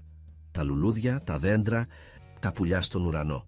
«Βλέπετε, γιατρέ», είπε η κυρά Θάλια απαλά. «Το αληθινό θαύμα δεν είναι μόνο ότι ο Νικόλας μπορεί να δει τώρα. Είναι ότι ο πατέρας του έμαθε επιτέλους να κοιτάζει με την καρδιά του, όχι μόνο με τα μάτια του. Οδόθεα». Κωνσταντινίδης ακολούθησε το βλέμμα της, παρατηρώντας την αλλαγή στον Αλέξανδρο. Ο επιβλητικός, ψυχρός επιχειρηματίας είχε μεταμορφωθεί σε έναν πατέρα γεμάτο ζωή και χαρά, τρέχοντας ξεγνιάστα με τον γιο του, σαν να ήταν κι αυτός παιδί ξανά. «Ίσως αυτό ήταν το κλειδί εξ αρχής», παρατήρησε ο γιατρός. Η κυρά Θάλια έγνεψε καταφατικά. «Η αληθινή θεραπεία αρχίζει πάντα από μέσα, γιατρέ. Από την αποδοχή, την αγάπη, την πίστη. Χωρίς αυτά Όλη η επιστήμη και όλα τα βότανα στον κόσμο δεν μπορούν να κάνουν θαύματα. Καθώς ο ήλιος έλαμπε ψηλά πάνω από την έπαυλη, Μαυρίδη ο Νικόλας στάθηκε στη μέση του κήπου, με τα χέρια απλωμένα προς τον ουρανό, το πρόσωπό του γεμάτο με μια έκφραση καθαρής ευτυχίας. Για πρώτη φορά στη ζωή του, έβλεπε τον κόσμο σε όλη του τη λαμπρότητα, όλα τα χρώματα, όλες τις μορφές, όλη την ομορφιά. Και δίπλα του στεκόταν ο πατέρας του, που είχε επίσης βρει μια νέα όραση, την ικανότητα να βλέπει πέρα από την επιφάνεια, πέρα από το προφανές, στην καρδιά των πραγμάτων, μια όραση που δεν μπορούσαν να του δώσουν τα δισεκατομμύρια του, αλλά που ήρθε από τις ταπεινές διδασκαλίες μιας σοφής γυναίκας, από ένα μικρό χωριό της Κρήτης. 3 μήνες πέρασαν από εκείνο το θαυμαστό πρωινό που ο Νικόλας άνοιξε τα μάτια του και είδε τον κόσμο καθαρά για πρώτη φορά. 3 μήνες γεμάτοι ανακαλύψεις, θαυμασμό και χαρά, καθώς ο νεαρός Μαυρίδης εξερευνούσε ένα σύμπαν χρωμάτων και εικόνων που μέχρι τότε μπορούσε μόνο να φανταστεί ο Δοθερκάς. Κωνσταντινίδης είχε διεξάγει εκτενείς εξετάσεις, επιβεβαιώνοντας αυτό που έμοιαζε αδύνατο. Η όραση του Νικόλα ήταν πλέον σχεδόν τέλεια. Το κατεστραμμένο οπτικό νεύρο είχε αναγεννηθεί με έναν τρόπο που η επιστήμη δεν μπορούσε πλήρως να εξηγήσει. Η περίπτωσή του είχε γίνει θέμα μελέτης σε ιατρικά περιοδικά σε όλο τον κόσμο και ο Δωράτα Κωνσταντινίδης είχε αρχίσει μια ερευνητική συνεργασία με την κυρά Θάλια, συνδυάζοντας την επιστημονική του γνώση με την παραδοσιακή σοφία της. Ο Αλέξανδρος Μαυρίδης είχε αλλάξει εξίσου βαθιά. Ο άλλοτε ψυχρός και απόμακρος επιχειρηματίας είχε γίνει πιο ζεστός, πιο ανθρώπινος. Περνούσε λιγότερο χρόνο στα γραφεία του και περισσότερο με τον γιο του, εξερευνώντας μαζί του τον κόσμο που τώρα και οι δύο έβλεπαν με νέα μάτια. Εκείνο το απόγευμα η οικογένεια Μαυρίδη διοργάνωνε ένα πάρτι στην έπαυλη. Όχι μια επίσημη εκδήλωση για τα μέσα ενημέρωσης ή τους επιχειρηματικούς συνεργάτες, αλλά μια αληθινή γιορτή χαράς και ευγνωμοσύνης. Η κυρά Θάλια, που πλέον είχε γίνει αναπόσπαστο μέρος της οικογένειας, επέβλεπε τις προετοιμασίες στην κουζίνα, διδάσκοντας τους σεφ παραδοσιακές κριτικές συνταγές. Ο Νικόλας καθόταν στο πιάνο του, εξασκώντας μια νέα σύνθεση που είχε δημιουργήσει ειδικά για αυτή την περίσταση. Τα δάχτυλά του χόρευαν πάνω στα πλήκτρα με μια νέα σιγουριά, καθώς τώρα μπορούσε να διαβάζει τις νότες, να βλέπει τα χέρια του, να απολαμβάνει τον χορό των δαχτύλων του στο λευκό και μαύρο τοπίο του. Πιάνου πάνε η μελωδία που έπαιζε ήταν μια σύνθεση όλων των χρωμάτων που του είχε διδάξει η κυρά Θάλια, μια μουσική απεικόνιση της ταξιδιού του από το σκοτάδι στο φως. Ξεκινούσε αργή και διστακτική, όπως τα πρώτα αβέβαια βήματα στον κόσμο της όρασης, και σταδιακά γινόταν πιο φωτεινή, πιο χαρούμενη, πιο γεμάτη ζωή. Ο Αλέξανδρος μπήκε στο δωμάτιο μουσικής, σταματώντας για να ακούσει τον γιο του. «Είναι υπέροχο, Νικόλα», είπε με ζεστασιά. «Τι τίτλο θα του δώσεις?» Ο Νικόλας σήκωσε το βλέμμα του από το πιάνο και χαμογέλασε. «Το κοντό, το άγγιγμα του φωτός», είπε. «Είναι αφιερωμένο στην κυρά Θάλια. Είναι ένας υπέροχος τίτλος», που είπε ο Αλέξανδρος, «και μια άξια αφιέρωση». Καθώς ο πατέρας και ο γιος συζητούσαν, η κυρά Θάλια στεκόταν διακριτικά στην πόρτα, ακούγοντας τη μουσική. Ο Νικόλας τη είδε και της έκανε νόημα να πλησιάσει. «Κυρά Θάλια, ήρθες να ακούσεις το κομμάτι μου?» Ναι, παιδί μου», είπε με ένα ζεστό χαμόγελο, «και είναι υπέροχο όπως κι όλα όσα δημιουργείς». Ο Νικόλας σηκώθηκε και την αγκάλιασε. «Δεν ξέρω πώς να σε ευχαριστήσω για όσα έκανες για μένα», είπε συγκινημένος. Η κυρά Θάλια χάιδεψε τρυφερά τα μαλλιά του. «Δεν χρειάζονται ευχαριστίες, Νικόλα μου. Η χαρά σου είναι η ανταμοιβή μου. Έχω μια έκπληξη για σένα», είπε ο Αλέξανδρος στην κυρά Θάλια. «Κάτι που θα ανακοινώσω στο πάρτι απόψε, αλλά θέλω να το μάθεις πρώτη». Η ηλικιωμένη γυναίκα τον κοίταξε με περιέργεια. «Τι είναι, κύριε Μαυρίδη?»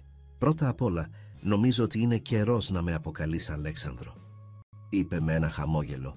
«Μετά από όλα όσα περάσαμε μαζί, είσαι πλέον μέλος της οικογένειάς μας». Κυρά Θάλια έγνεψε με ευγνωμοσύνη. «Θα έσκυα σένταν, κράσεσαι. Αρίσε μου εσύ, νευκυγκασέ. Αλέξανδρε».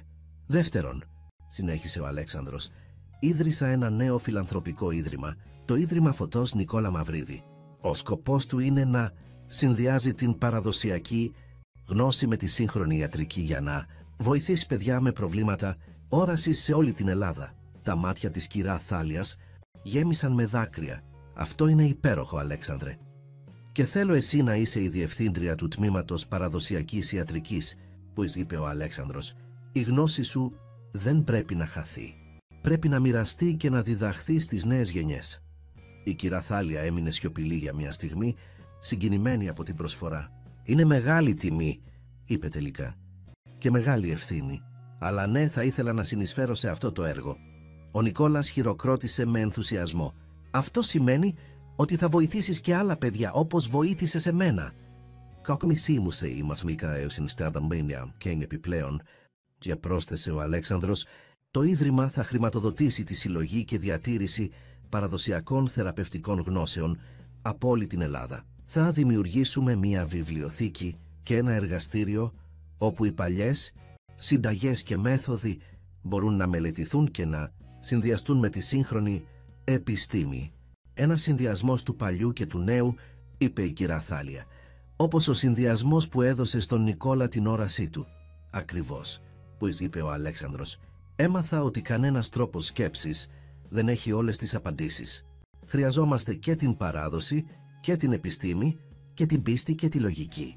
Καθώς μιλούσαν, η Μαρίνα μπήκε στο δωμάτιο. «Οι καλεσμένοι αρχίζουν να φτάνουν», ανακοίνωσε. Ο Αλέξανδρος έγνεψε. «Ευχαριστώ, Μαρίνα. Θα είμαστε εκεί σε 1 λεπτό». Όταν η Μαρίνα έφυγε, ο Αλέξανδρος στράφηκε προς τον Νικόλα και την κυρά Θάλια. «Πριν πάμε», είπε, «θέλω να σας πω κάτι. Αυτοί οι τελευταίοι μήνες με έχουν αλλάξει πιο πολύ από όσο μπορείτε να φανταστείτε. Έχω μάθει το πιο σημαντικό μάθημα, ότι η αληθινή αξία δεν βρίσκεται στα πλούτη ή στην εξουσία, αλλά στις σχέσεις, στην αγάπη, στην ικανότητα να βλέπεις με την καρδιά σου». Η κυρά Θάλια χαμογέλασε. «Αυτό είναι το μεγαλύτερο δώρο, Αλέξανδρε, και είναι ένα δώρο που δίνεις στον εαυτό σου. Και για να σκεφτείς», είπε ο Αλέξανδρος με ένα μικρό γέλιο, «ότι όλα αυτά ξεκίνησαν από μια ηλικιωμένη καθαρίστρια και ένα βάζο με βότανα. Τα μεγαλύτερα θαύματα συχνά έρχονται από τα πιο ταπεινά μέρη», είπε η κυρά Θάλια, «όπως τα πιο όμορφα λουλούδια μπορούν να φυτρώσουν στο πιο φτωχό χώμα». Μαζί, οι 3 τους κατευθύνθηκαν προς την αίθουσα υποδοχής, όπου οι καλεσμένοι είχαν αρχίσει να συγκεντρώνονται. Σε αντίθεση με τις προηγούμενες εκδηλώσεις, στην έπαυλη Μαυρίδη, οι καλεσμένοι δεν ήταν μόνο επιχειρηματίες και διασημότητες, αλλά και απλοί άνθρωποι, οικογένειες με παιδιά με προβλήματα όρασης, γιατροί που ειδικεύονταν στην οφθαλμολογία, ερευνητές και παραδοσιακοί θεραπευτές από διάφορα μέρη της Ελλάδας. Ο Νικόλας στεκόταν δίπλα στον πατέρα του, παρατηρώντας με ενδιαφέρον τους καλεσμένους. Η όρασή του είχε ανοίξει έναν ολόκληρο νέο κόσμο για εκείνον, αλλά είχε διατηρήσει την ευαισθησία και τη διορατικότητα που είχε αναπτύξει κατά τη διάρκεια των χρόνων της τύφλωσής του. Μπορούσε να δει πράγματα που οι άλλοι συχνά αγνοούσαν. Την ανασφάλεια πίσω από ένα δυνατό γέλιο, τη θλίψη πίσω από ένα εξαναγκασμένο χαμόγελο, τη λάμψη της καλοσύνης σε ένα απλό βλέμμα. Ο Αλέξανδρος χτύπησε ελαφρά το ποτήρι του με ένα κουτάλι, σηματοδοτώντας την έναρξη της επίσημης εκδήλωσης. «Φίλοι και οικογένεια», είπε, η φωνή του γεμάτη συγκίνηση, «σας ευχαριστώ που είστε εδώ μαζί μας σε αυτή την ξεχωριστή μέρα. Πριν από 3 μήνες συνέβη κάτι που πολλοί αποκαλούν θαύμα. Ο γιος μου, ο Νικόλας, που γεννήθηκε τυφλός, απέκτησε την όρασή του. Ένα κύμα χειροκροτημάτων και επεφημιών γέμισε την αίθουσα. Ο Νικόλας χαμογέλασε, αν και αισθανόταν κάπως αμήχανα να είναι το κέντρο της προσοχής. Αλλά το πραγματικό θαύμα», συνέχισε ο Αλέξανδρος, «δεν ήταν μόνο ότι ο Νικόλας μπόρεσε να δει. Ήταν ότι εγώ έμαθα επίσης να βλέπω την αξία της παράδοσης, της σοφίας που περνά από γενιά σε γενιά, της δύναμης της πίστης και της αποδοχής». Ο Αλέξανδρος γύρισε και έκανε νόημα στην κυρά Θάλια να έρθει μπροστά. Εκείνη προχώρησε διστακτικά, ντυμένη με ένα απλό αλλά κομψό φόρεμα που είχε επιμείνει να της αγοράσει ο Αλέξανδρος για αυτή την περίσταση. «Αυτή η αξιοσέβαστη κυρία», είπε ο Αλέξανδρος δείχνοντας προς την κυρά Θάλια, «ήρθε στο σπίτι μας ως καθαρίστρια, αλλά έφερε μαζί της κάτι πολύ πιο πολύτιμο από τι μπορούσα να φανταστώ, την αρχαία γνώση του τόπου μας, τη σοφία που έχει ξεχαστεί στην εποχή της τεχνολογίας και της επιστήμης. Χωρίς την κυρά Θάλια, χωρίς την αλήφή της, τις διδασκαλίες της, την υπομονή και την καλοσύνη της, Ο Νικόλας μπορεί να μην έβλεπε ποτέ. Ο Αλέξανδρος σήκωσε το ποτήρι του. Και γι' αυτό θέλω να ανακοινώσω την ίδρυση του Ιδρύματος Φωτός Νικόλα Μαυρίδη, μια προσπάθεια να συνδυαστεί η παραδοσιακή γνώση με τη σύγχρονη ιατρική για να βοηθηθούν παιδιά με προβλήματα όρασης σε όλη την Ελλάδα. Ένα νέο κύμα χειροκροτημάτων ακολούθησε. Ο Δόκτωρ Κωνσταντινίδης, που στεκόταν ανάμεσα στους καλεσμένους, έγνεψε με ενθουσιασμό. Επιπλέον, συνέχισε ο Αλέξανδρος, είμαι στην ευχάριστη θέση να ανακοινώσω ότι η κυρά Θάλια, ή για να χρησιμοποιήσω το πλήρες όνομά της, η κυρία Θάλια Καζαντζάκη, θα είναι η διευθύντρια του τμήματος παραδοσιακής ιατρικής του Ιδρύματος. Η σοφία της δεν θα χαθεί, αλλά θα μεταδοθεί σε νέους θεραπευτές και ερευνητές. Η κυρία Θάλια έκανε μια μικρή υπόκλιση, συγκινημένη από τα λόγια του Αλέξανδρου. Και τώρα, είπε ο Αλέξανδρος, ο γιος μου ο Νικόλας έχει ετοιμάσει μια ειδική μουσική σύνθεση για την περίσταση. Νικόλας πλησίασε το πιάνο που είχε τοποθετηθεί στο κέντρο της αίθουσας. Κάθισε, πήρε μια βαθιά ανάσα και άρχισε να παίζει το άγγιγμα του φωτός. Η μουσική ξεκίνησε απαλά, σχεδόν διστακτικά, σαν τα πρώτα βήματα στο σκοτάδι. Σταδιακά η μελωδία άνοιξε, έγινε πιο φωτεινή, πιο ζωντανή. Τα δάχτυλα του Νικόλα χόρευαν πάνω στα πλήκτρα, με μια χαρά και μια ελευθερία που συγκίνησε όλους τους παρευρισκόμενους. Κάθε φράση της μουσικής αντιπροσώπευε ένα χρώμα που του είχε διδάξει η κυρά Θάλια, το λεμόνι κίτρινο, το δεντρολίβανο πράσινο, τα μπαχαρικά κόκκινα, ο κρίσταλος μπλε. Και τώρα αυτά τα χρώματα δεν ήταν πλέον αφηρημένες έννοιες, αλλά πραγματικές ζωντανές εμπειρίες που μπορούσε να δει με τα ίδια του τα μάτια. Καθώς έπαιζε, ο Νικόλας κοίταξε προς το ακροατήριό του. Είδε τον πατέρα του, τα μάτια του υγρά από συγκίνηση. Είδε την κυρά Θάλια, με ένα γαλήνιο χαμόγελο στο πρόσωπό της. Είδε τον Δρή Κωνσταντινίδη, που παρακολουθούσε με θαυμασμό.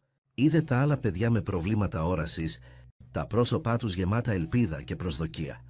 Και σε εκείνη τη στιγμή ο Νικόλας συνειδητοποίησε ότι το ταξίδι του δεν ήταν μόνο για τον ίδιο. Ήταν ένα ταξίδι που θα άνοιγε το δρόμο για άλλους, ένα ταξίδι που θα έφερνε φως όχι μόνο στα μάτια, αλλά και στις καρδιές. Η μουσική κορυφώθηκε σε μια λαμπρή, χαρούμενη κατακλείδα, γεμάτη ελπίδα και υπόσχεση. Καθώς οι τελευταίες νότες έσβηναν, η αίθουσα ξέσπασε σε χειροκροτήματα. Ο Νικόλας σηκώθηκε και υποκλήθηκε. Ο Αλέξανδρος και η κυρά Θάλια έσπευσαν να σταθούν δίπλα του και οι τρεις τους πιάστηκαν χέρι-χέρι, ενωμένοι από μια κοινή εμπειρία που είχε αλλάξει τις ζωές τους για πάντα.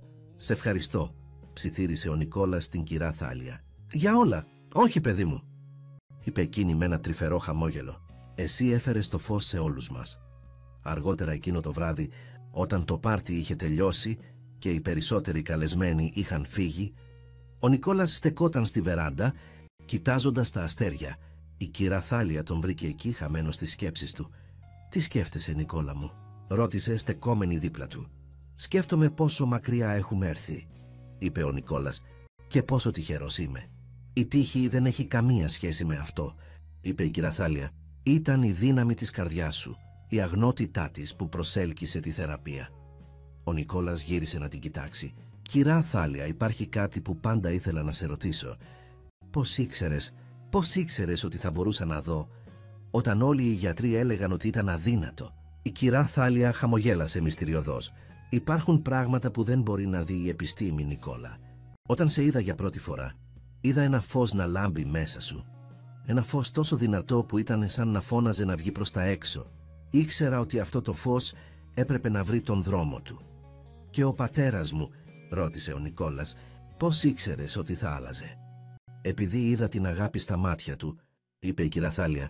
«Κάτω από όλη την περηφάνεια, την αδιαλαξία, τη σκληρότητα, υπήρχε μια βαθιά ανιδιοτελής αγάπη για σένα. Και η αγάπη, Νικόλα μου, είναι η μεγαλύτερη θεραπευτική δύναμη στον κόσμο». Ο Αλέξανδρος βγήκε στη βεράντα ενώνοντάς τους. «Γιατί μιλάτε εσείς οι δύο τόσο σοβαρά?» ρώτησε με ένα χαμόγελο. «Για την αγάπη, πατέρα», είπε ο Νικόλας, «και για το φως». Ο Αλέξανδρος έβαλε τα χέρια του στους ώμους του γιού του και της κυρά Θάλιας. Δύο πράγματα που έχουν αλλάξει τη ζωή μας για πάντα. Καθώς στέκονταν εκεί, κάτω από το φως των αστεριών, μια αίσθηση πληρότητας και ειρήνης τους τύλιξε. Τόσα πολλά είχαν αλλάξει τους τελευταίους μήνες.